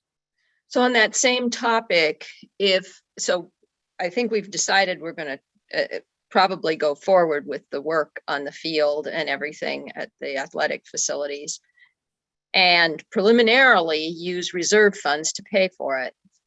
But if we decide we want to keep a greater reserve account, can we transfer money from the bond fund back to the reserve account? Say we want to keep the 6 million in reserves and we're using capital money. Can we, after we have this conversation about what our reserve balance needs to be, can we decide, oh, we really wanted to use bond money for this work and therefore we'll reimburse ourselves?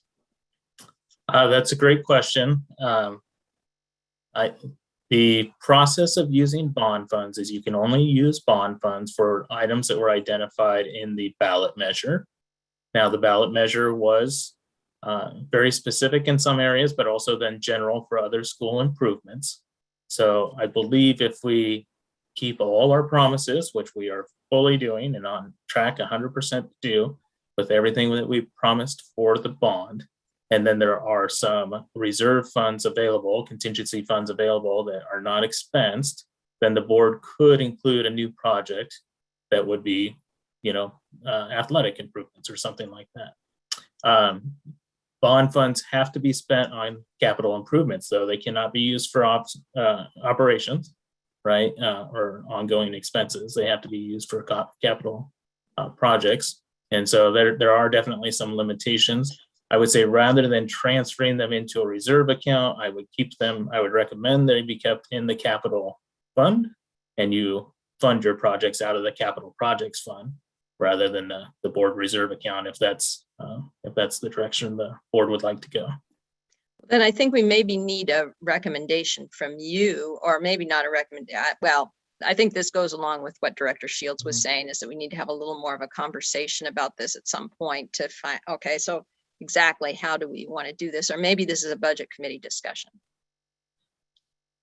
Thank you. If asked for my recommendation, I would recommend that the bond funds be used solely on the school buildings, including the contingency funds and improvements related to the school buildings. And I would recommend the board reserve account be used separately for the athletic field improvements.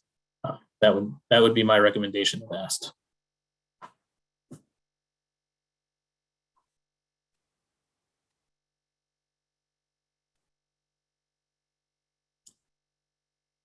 And I see Scott Rose, our owner's rep, has joined us. If there's any additional questions on these or other bond topics.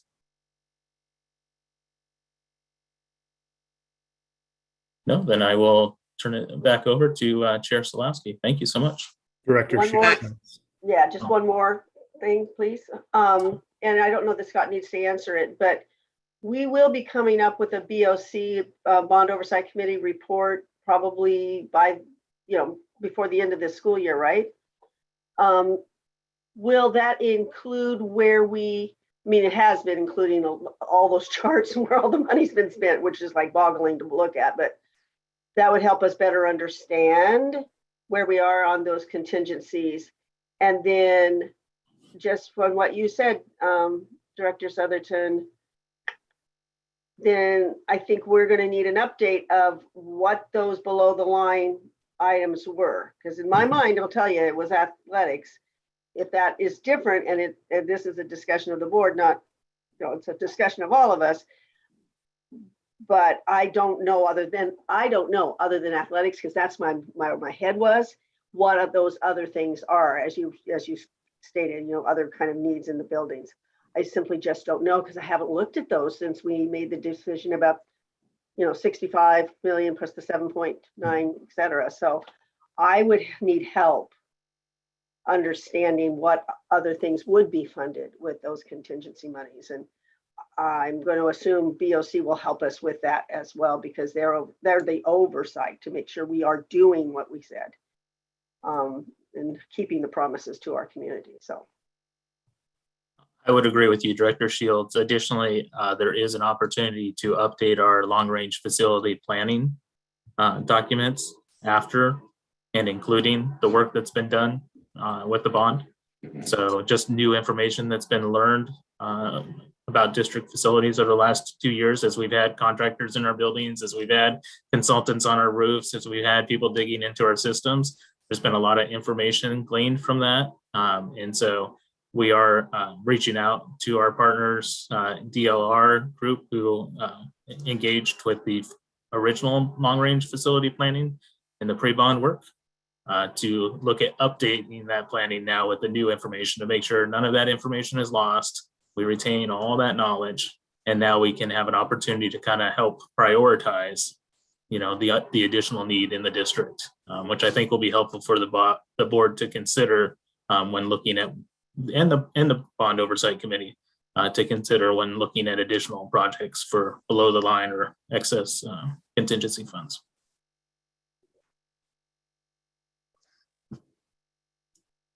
Director Harden?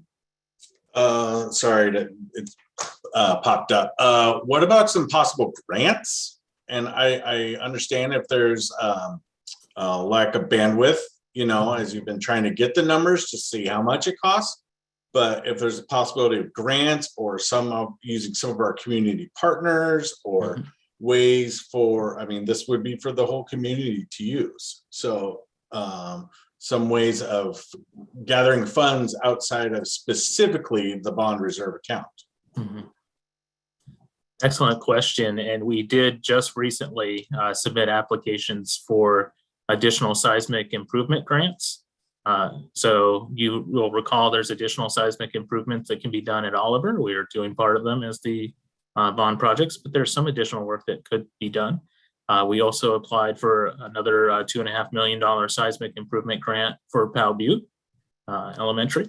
And so we're partnering with Energy Trust of Oregon and looking at leveraging some of those grants as well. So we definitely, I would say, you know, we'll find the bandwidth if there's opportunities out there, right? We're going to do everything we possibly can for our students and for the community. But great ideas. Thank you so much for bringing those forward. Thank you.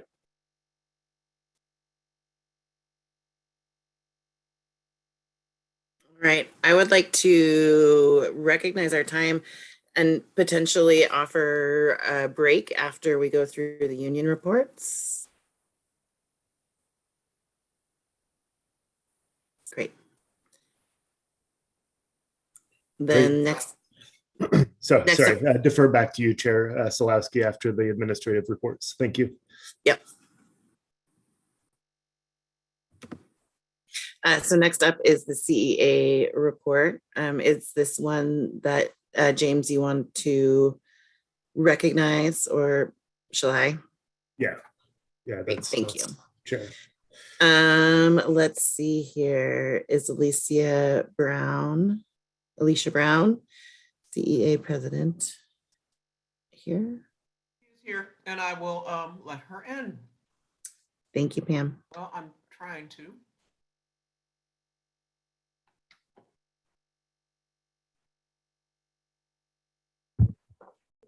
Thank you so much.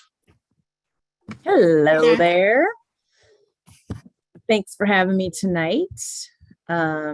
So much good information always comes out of these board meetings. First of all, I wanted to start with acknowledging our classified staff for everything that they do since it's Classified Appreciation Week. You know, honestly, our schools could not run without our classified staff. I've been a special education EA in an elementary school, and I know how hard that work is, and just how much effort gets put into you know, the work that those folks do to connect with students and to, you know, make sure that everything's running smoothly, right? They're the ones that if there is a substitute in the classroom, they know what's going on.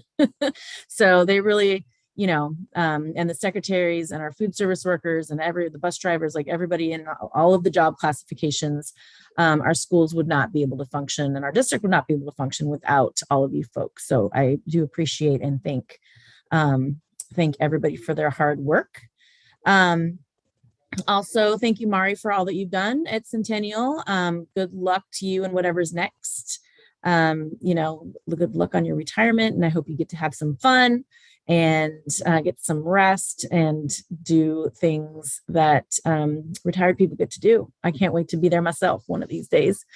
So congratulations to you, and you will be missed. And I'm also very happy for you. Just like one point of business, we did a mask survey with our members, and the question was, should Centennial continue to require masking as outlined in our current MOU?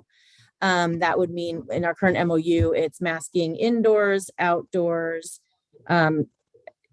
indoors unless actively eating or drinking, and or you like if a person is in a contained room with 4 walls and a ceiling and a door, and also outdoors. And so we've already lifted the outdoor mask mandate, and it was actually pretty divided. We had 214 responses. We have about 330 members this year. So it's pretty good responses. 44% said yes, keep it how it is. And 55.6 said no, don't keep it how it is. So the main comments that people had were, there was 121 comments that people put in because we gave an option for a comment. So it was like 35 people said keep masking as it is. 31 people said keep masks indoors, but not outdoors. 31 people said no masks at all. And 24 people said optional, make it optional. So, I mean, it was pretty split and pretty even in all of the different areas, you know, and so, yeah, so that was kind of the outcome of our masking survey. There wasn't necessarily a huge sway in either way or in any one direction. So I think people are just kind of all over the place in their thoughts about masking. Some considerations that people brought up were like keeping track of infection rates, the rise in there might be a rise in numbers after spring break. People wanted us to follow medical guidance, and then also looking at public opinion. If other districts around us drop the masking mandate or make it optional, then what is, you know, how's it going to look if we don't? And then there was folks that were like, I'm immunocompromised. Masking is really like, you know, making me feel protected. People have family members who are immunocompromised or can't get vaccinated if they're, you know, under a certain age. So there good feedback that we got. And then, but like I said, there was nothing that was specifically overwhelming in one way or the other. So I feel like people are pretty evenly, you know, distributed in their opinions and thoughts about masking. So, so yeah, there's that.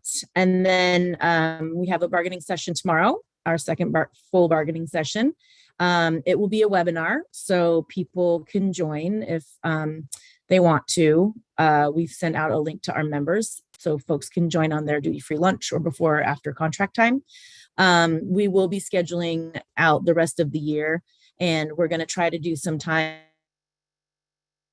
Some members can join, so there'll be some like late afternoon, early evening sessions that we're going to be scheduling so that folks can join and see what's going on and be part of the, the experience. So I think that's it. I know that we're keeping an eye on time. So thank you so much. And spring break's right around the corner, y'all. I'm ready.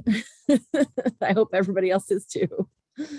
Thank you so much. Thank you so much. I hope you get some nice rest over spring break. I will. I'm not planning on doing anything. Lovely.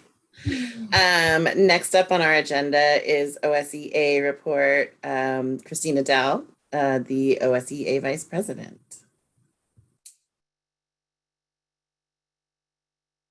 Hi, welcome. Hi, thank you for having me. Thank you for your time this evening. I'm hoping that our classified staff throughout the district feel the love this week. And the buildings that chose to celebrate the kind words, the posters, the treats do go a long way. And the sunshine we've gotten this week has totally helped. I do want to offer a struggle that I've heard so much about this last month as an effort to compensate our teachers for their willingness to cover for an EA absence. Teachers can now make their hourly wage and subrate pay. In some cases, this is triple the amount of the EA in the same room doing the same job. A few years ago, I came to the board asking for you to look at and truly address the pay inequities in this district. I'm here to tell you they haven't gotten any better. And it's really frustrating for our members who are at the bottom of our pay scale. Many have been on quite a roller coaster financially in the last few years to work side by side and make so much less. When we have open positions, it's all hands on deck to make sure that our students have their needs met. At the end of the day, people are stretched thin and are happy just to make it through the day. For our teachers, they are compensated for their extra work. For our classified, it is other duties as assigned.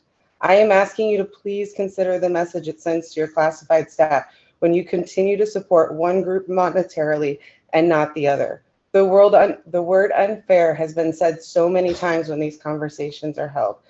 The world is so much more expensive it is than even when we were just bargaining, and many of our people are living so close to the poverty line as it is. These financial stresses are weighing on our staff. When coupled with hard work not being rewarded in a fair manner, it really makes people feel unappreciated. As you have so eloquently spoke to earlier, our district really cannot function without our members and the hard work they do every day. Thank you again for designating this week as we take the time to recognize the work that they do.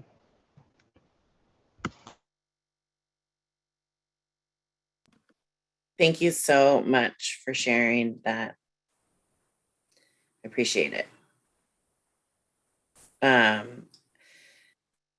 Superintendent Owens, what say we, 5-minute break? Is that enough to give people bathroom and water? Are we where we're at with time? What's our best?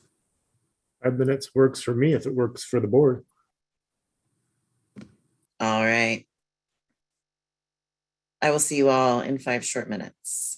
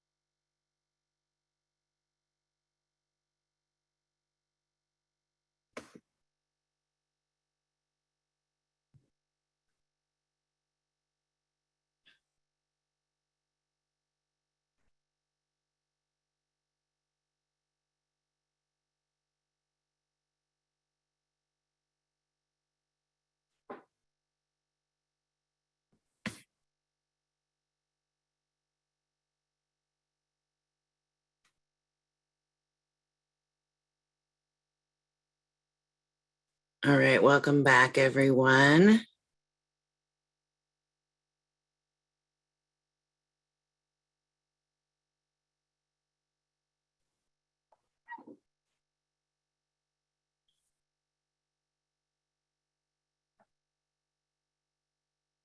Just want to make sure everybody's here before we get going again. Sure. Thank you. Oops.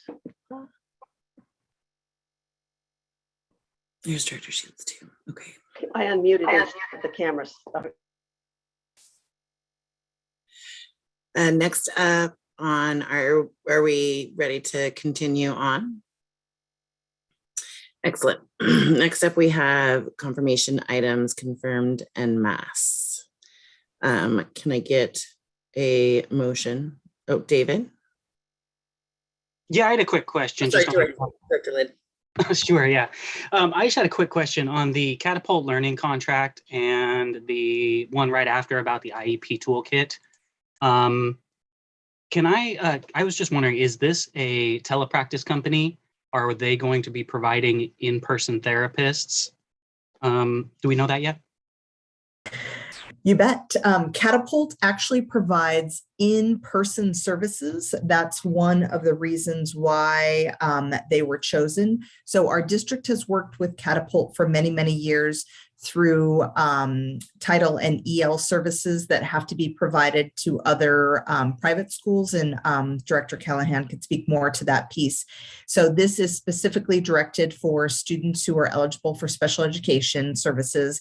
And we know during the 2 years of pandemic, many students did not do well with online services. So we looked for an organization that is able to provide on-site services. And so this will be for academic tutoring on-site in our buildings. And then the goal book is, did you have a question about that too, Director Lynn? I heard you name both of them. Well, I was just kind of wondering, I've heard a lot of developments towards doing kind of blanket telepractice where some students might get missed or just kind of thrown in to one kind of modality that doesn't serve, like you just said, doesn't serve their purposes. And I'm always wary of contractors. And I was wondering, especially since this is this isn't being bidded. And I know there's some companies local that do this kind of stuff. What's the unique set of things that they provide that couldn't be bidded around to a couple companies? So for Catapult or for Goldbook? Catapult. Catapult. Part of it is we are offering it because of the cost, even though we've been working with them currently, again, with past contracts. And then also something with them is that, as you had said, going with a contractor versus our own staff, I think many of the reports that have been shared is just the work that staff are doing right now needs all of their attention and trying to provide additional resources and additional services such as recovery services, which are required by administrative rules.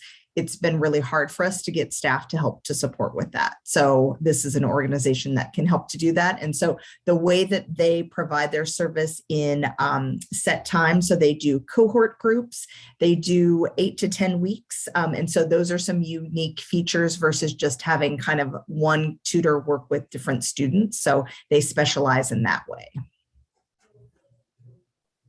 Thank you. You bet.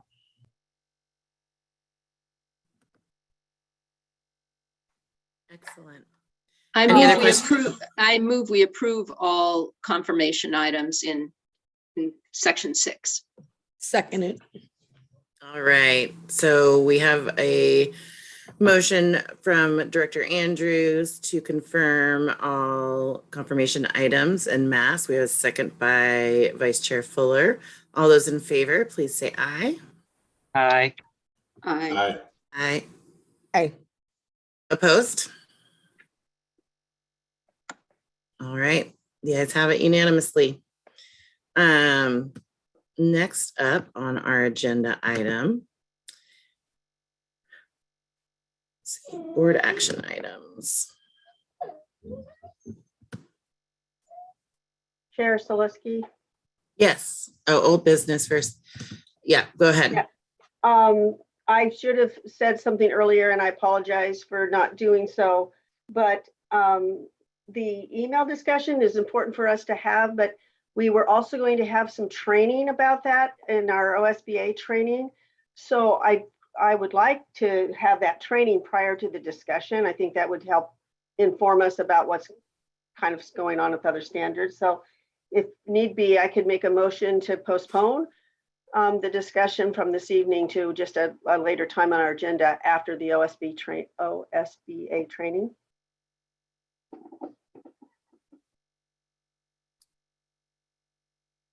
Do we have a second? Did you want a motion on that? Yeah, I guess protocol is because I didn't ask to change the agenda to begin with. So yeah, I guess I would like to make a motion to postpone 7.1.1 board email discussion until after our OSBA training on the same topic. I'll second that. Great. So do we have that scheduled yet? we do, I believe. Real quick, make sure that I'm doing things in my order here. So we have a motion to move that board email conversation until after our training.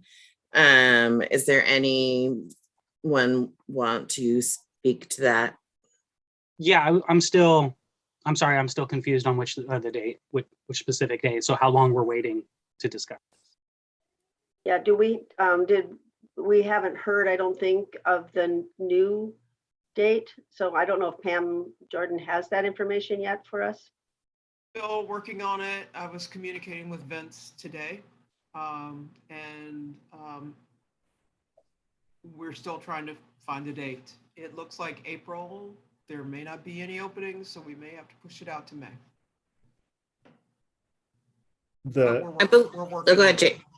Thank I you. was just wondering, we had talked about on agenda topic 7.1.2, and Pam, you and I just didn't have a chance to connect today. Did the date in which the budget calendar, I think it's April 7th or whatever that Wednesday is, does that not work for Vince? No, it does not. Okay, thank you. Something else scheduled. Got it. Okay, so I'm just concerned about putting this off somewhat indefinitely. I don't want to be a year or 2 years in before we come up with this that's come up a couple months ago. There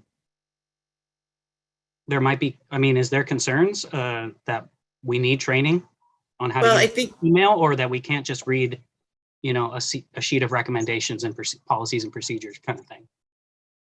We do have a recommendation, Superintendent Owens, if you wanted to speak to the recommendation from your team. Yeah, I can speak to that, and that would be predicated on the board deciding that they would like to have district email accounts, and if so, that recommendation, I can turn it to Director Southerton to speak to what that recommendation would be. Great. So regarding having Centennial email accounts, we discussed the opportunity to either have the CSD 28j.org common domain that is used for Centennial employees, or we discussed having additional domain created, which would be Centennial Board or Centennial Partners or other things like that. And speaking with our IT department, their recommendation is that if the board is going to adopt having a Centennial email, that it be the same domain that is used for employees, just for ease of security. It's easier to secure one network contact or one domain, or easier to secure one than two. We have the same reporting requirements. We have the same freedom of information request requirements. We have all the same requirements regardless if there's one domain or two. We have security risk can be minimized by these would be simply email addresses. They would not be Active Directory accounts or credentials to log on to computers or other things on the data, the district network or other things in premise. Is that helpful to provide some additional information on the opportunities there for a Centennial email address? Is, and correct me if I'm wrong, I believe we had a discussion with Vince about what they felt, and he didn't necessarily have, I don't think we had any training on it, but I know we asked the question to him, and his response, I feel, was that it was kind of up to us, that it didn't, there wasn't a lot one way or the other that would impact. Well, speaking to my motion, it's not just about, whether or not we have an email address, because if we do or we don't, it has ramifications. And I don't know, I was looking at the fact that we have an executive session and it's already 8:45, and I don't see this as a kick it down the road for a year or more either, but I do see that based on what we've got going on, that taking a little bit more time to have the discussion during our board training so we can tease out all of that. And we're missing a board member as well. Yeah. So that was the Sure. reason for doing my rationale. Yeah, and I mean, I would love for this to come up a little sooner. Again, if we're not even getting, we're not going to do March, we're not going to do April, then May is up in the air, and we've already got a lot of other stuff coming down the pipe. I was pushing this originally, and I was originally suggesting for it to just be people who want it, people who feel they can do it responsibly and follow the policies and procedures. I don't see it. I don't need a training. And I mean, we'll go and we'll see what we learn, but I think we should just go forward with it. And if people don't want it, they could, or want to wait for the training, then they could make that individual decision. And that's a discussion point as well. So I think we just need to call for the question on the motion as it exists, whether we're going to continue the discussion tonight or not. Yeah, so the motion on the table is to table the conversation about the board emails. All those in favor? Yeah. 3, all those opposed? Aye. 2. Sarah, did you vote? Do I get a vote in this? No. The motion won't carry with 3, so either you're a yes or a no. Yeah, let's table it for one more time.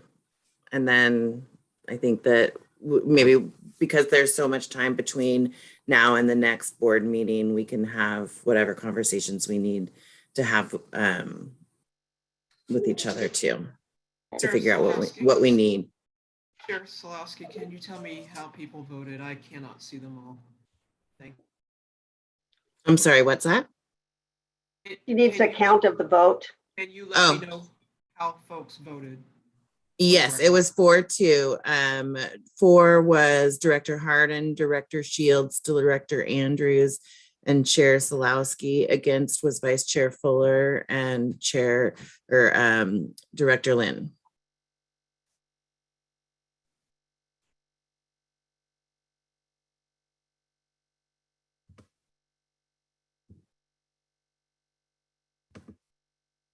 All right. Next up is adjusting the budget calendar. Can I turn that over to you, Superintendent Owens? Yeah, absolutely. So our finance and budget department has been hard at work in developing the district's budget. There's some additional complicators this year with the shift to having K-5 instead of K-6 elementary schools, shifting to a 6-8 middle school, and then shifting also our boundaries as well. The additional piece is that we have had a senior accounting position open for about a year, and that has recently been filled. And so there's some bandwidth concerns with the budget department, as well as some of the complicators in terms of adjusting the budget to accommodate for the factors just described that warrant more time needed to produce the budget, so that the budget committee has something of high quality to work with. And I have talked with Director Southerton, and he believes that more time is needed in order to accomplish that. And I'll let Director Southerton add any additional detail to that that may be helpful for the board's consideration. Thank you, Superintendent Owens. You described the situation at hand. We are asking for an additional week so that we can have a document that is thoroughly vetted and prepared for the budget committee to fully consider and review. So we're asking for the first official meeting to move from April 6th to April 13th. That is a board meeting, scheduled board meeting day. We're proposing that the meeting occur between 5:30 and 6:30, and it is proposed that it be available in a hybrid format. So budget committee members could attend in person or attend virtually, as that is the first day that the board has said they would like to meet in person in the boardroom in the district office. Having the meeting from 5:30 to 6:30, it is thought that it would necessitate a break in between from 6:30 to 7, should board members wish to attend the budget committee virtually and still have time to travel to the district office to attend the board meeting in person. So it's proposed that the board meeting would start at 7 p.m. on that day.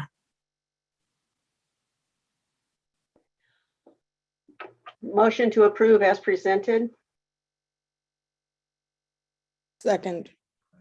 All right, we've got a motion to approve as presented by Director Shields, a second by Vice Chair Fuller. All those in favor say aye. Aye. Aye.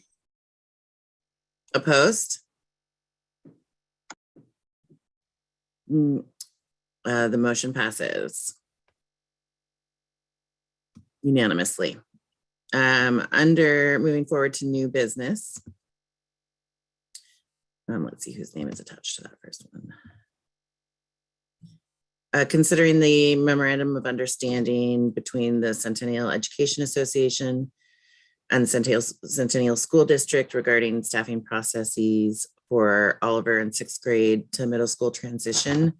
Is there any, Superintendent Owens, would you like to speak to that? Yeah, absolutely. Thank you. So I will pass this ultimately over to Dr. Katsuda to be able to speak to. But what I will say is that with all of the processes that I just described in the previous agenda item, with the grade level configuration, with the new middle school that we're bringing online, with the boundary adjustments, there are a whole host of staffing considerations that accompany that, and those are fairly complex. And so our existing contract with CEA addresses a lot, but not all, of what is needed in order to accomplish some of the staffing maneuvers, from taking Oliver Elementary offline as an elementary school to moving staff into positions at Oliver Middle School, and what to do with existing 6th grade teachers as well. So we've had a good level of collaboration with CEA member leadership on this topic, and without stealing any more of Dr. Katsuda's thunder, I'll go ahead and toss it over to her for further description as far as the collaboration and what we're bringing to you tonight for consideration. Thank you. Yes, we've met with CEA leadership, I think 3, and if you count another meeting, 4 times, to talk about specific and unique staffing transition as it pertains to the Oliver Middle School transition. And so the board note provides you a 30,000-foot overview of some of the specific staffing transitions. I don't know if you want me to review it in more detail than what's provided in the board note and in the MOU, or if I should open it up for questions in case you have any. Yes, Jess. Yeah, I had a question. So we just approved all these contracts at all the different schools. Mhm. You know, all these positions up in the confirmation items. Mhm. All these contract extensions. How does that affect? Because there's some teachers, obviously Oliver's going to be very different from those contracts. And as well as, you know, sixth graders at the elementary. So how are those adjusted? And so what you've approved are positions that are probationary moving forward, et cetera, right? For every single school. Those aren't necessarily addressed in this particular MOU. This MOU is focused on the Oliver transition. And so those are relative to all the schools and the positions they have currently in the schools, right? So the Oliver the positions addressed in the MOU pertaining to Oliver transition are specific to grade levels, teachers who are going to be impacted by the transition, and not all teachers in those positions that you, excuse me, that you just approved are impacted, right?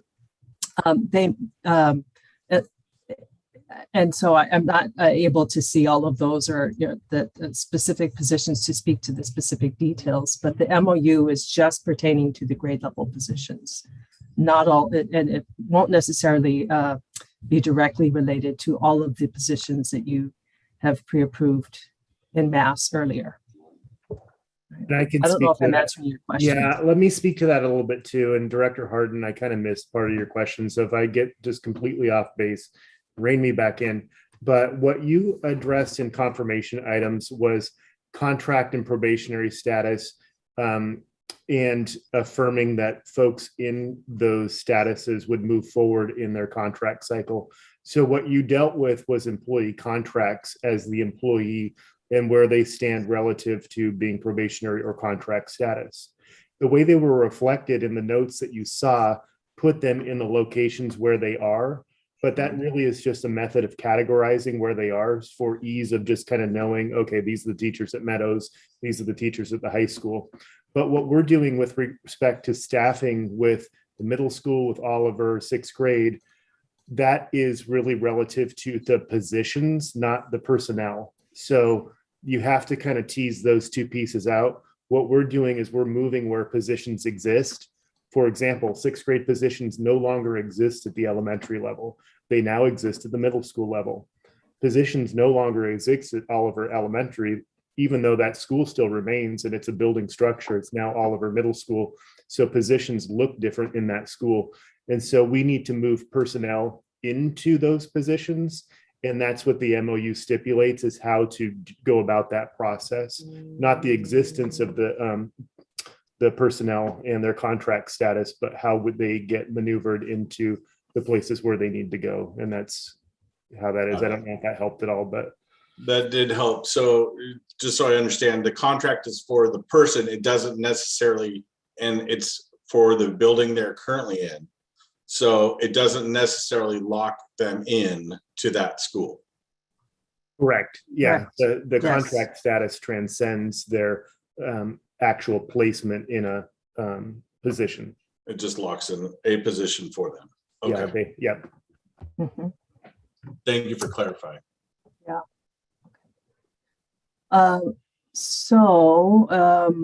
I'm looking at the agenda here and I'm seeing that the actual MOU is not uploaded for your review. I was going to ask about that. I was thinking when I Yeah. saw that it wasn't there a few days ago that it was going to pop up over time. So I didn't say anything, but I'm kind of curious.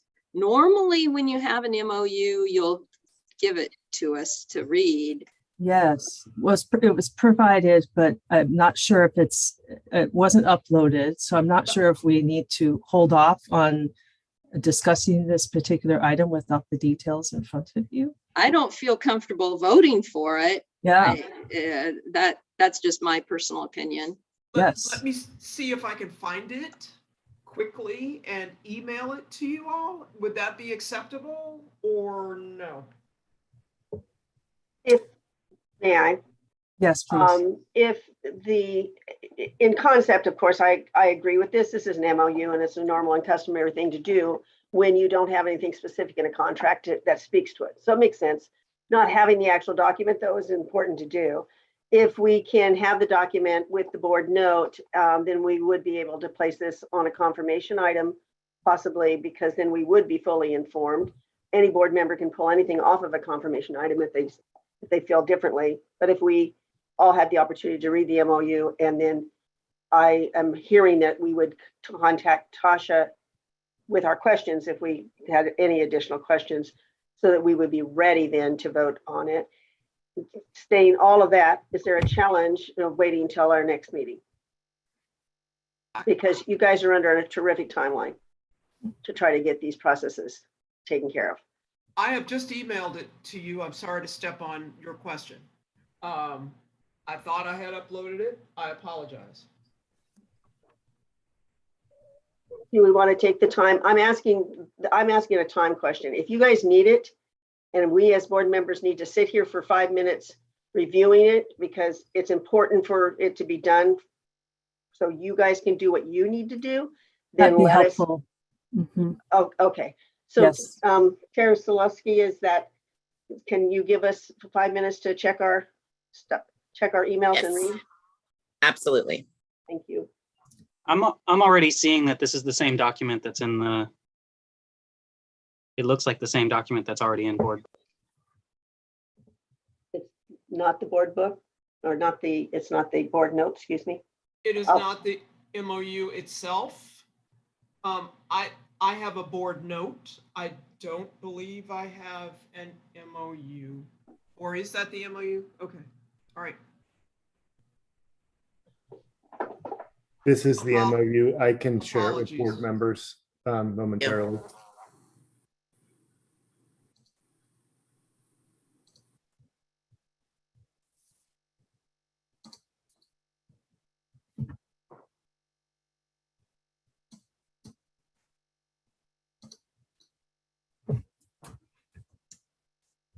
I just sent it to the board email, to the board group. I've received it.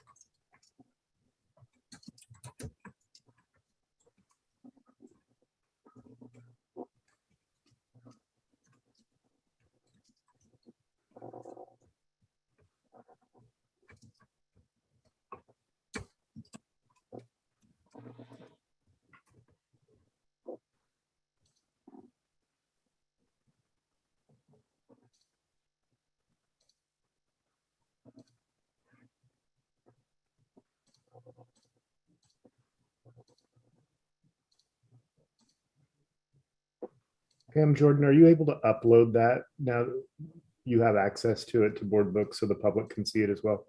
Yeah, I'm in the process of doing that now. Thank you. Not sure if anyone's waiting. I'm ready to move forward. I think it's good. Second it for me as well. Great, we have a motion by Director Lynn and a second by Vice Chair Fuller. Are there any questions or shall we move to a vote? Oh, yes, Dr. Shields. Question, it says for ECBC, I don't understand what the East County Bargaining Council has anything to do with this MOU. Unless I'm just in left field. I think specifically we were addressing some compensation around moving classrooms. And that I think would fall under their purview. So So we we're moved it forward. having, If it didn't include that, we may not have necessarily had to process it through ECBC. But there's a section in there, section 3, right? compensation. Mhm. So you're tying that to the contract? Compensation article, the contract? Yep. Okay. All right. Thank you for the Yep. clarification. Excellent. Sure, and I wanted to make sure everybody had plenty of time. I don't want to rush anybody.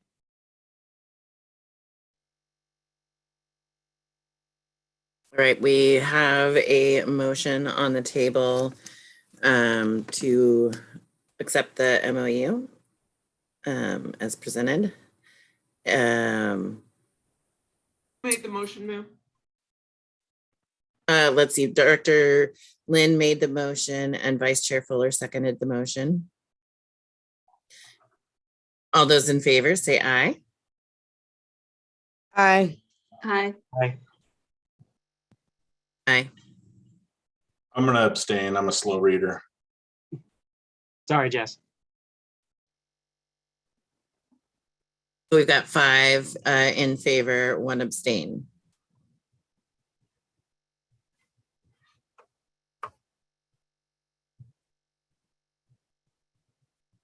And it passes. There's a process. Excellent. Next up, it does say student transfer recommendations. I wasn't sure if we were going to be talking about that today or if that was something that we had talked about doing next time. I'm curious where folks stand on that. Provided the recommendations in this meeting and that you're going to review and then forward that for decision to the next meeting. Great. Approval in the next meeting.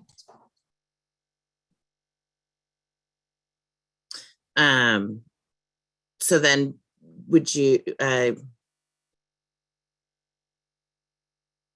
agenda item is the actual recommendations. Excellent. Superintendent Owens, would you like to introduce?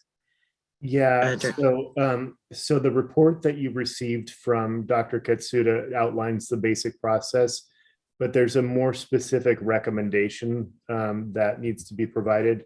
And I will just give you, this is a previous year's recommendation so that you can see here, if you can see my screen, that specifies the slots that are being recommended to the board to authorized by school.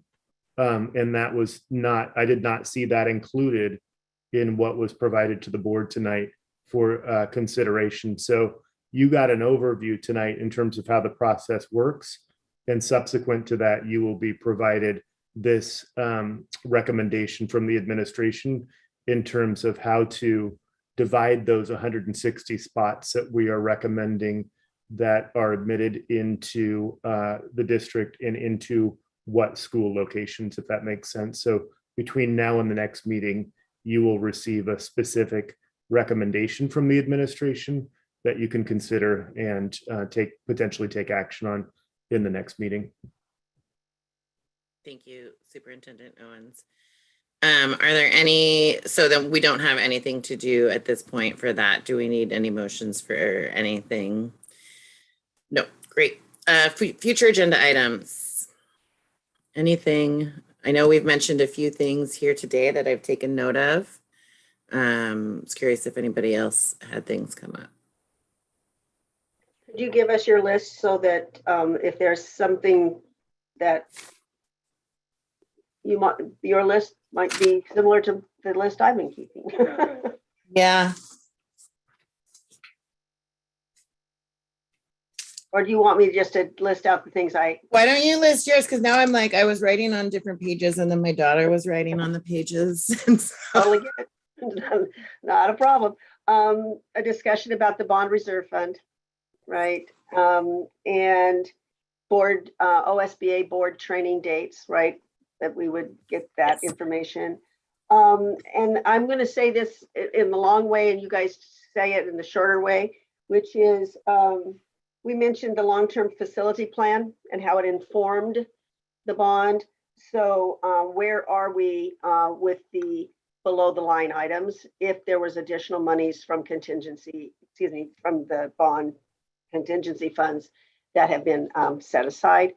And then the other, which kind of relates back to the board reserve fund, a training, if you will, Director Southerton, about what the pros and cons are about reserve funds to be set aside for specific use. You were helping us with a little bit of that understanding, but maybe some more things. And like can we set aside part of those for maintenance of this field that we know needs to be fields, maybe plural, that need to be maintained?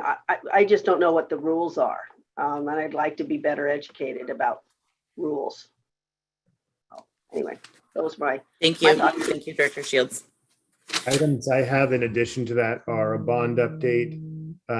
There will, and I don't know, Dr. Katsuda can think about when this is going to come up, but if not the next meeting, but in a future meeting coming up soon, school calendars for next year.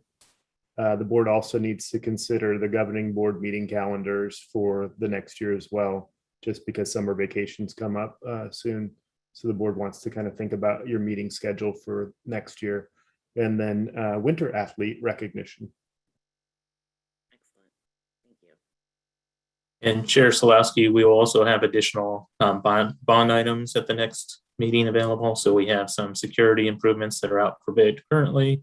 We have the non-bond project, but as discussed, the RFP for the athletic fields, which is coming in on the 16th. So we'll have a recommendation for the board on awarding design and engineering for that, as well as potentially a couple other additional ventilation and enhancements and mechanical improvements for the board to consider. So Excellent. Thank you.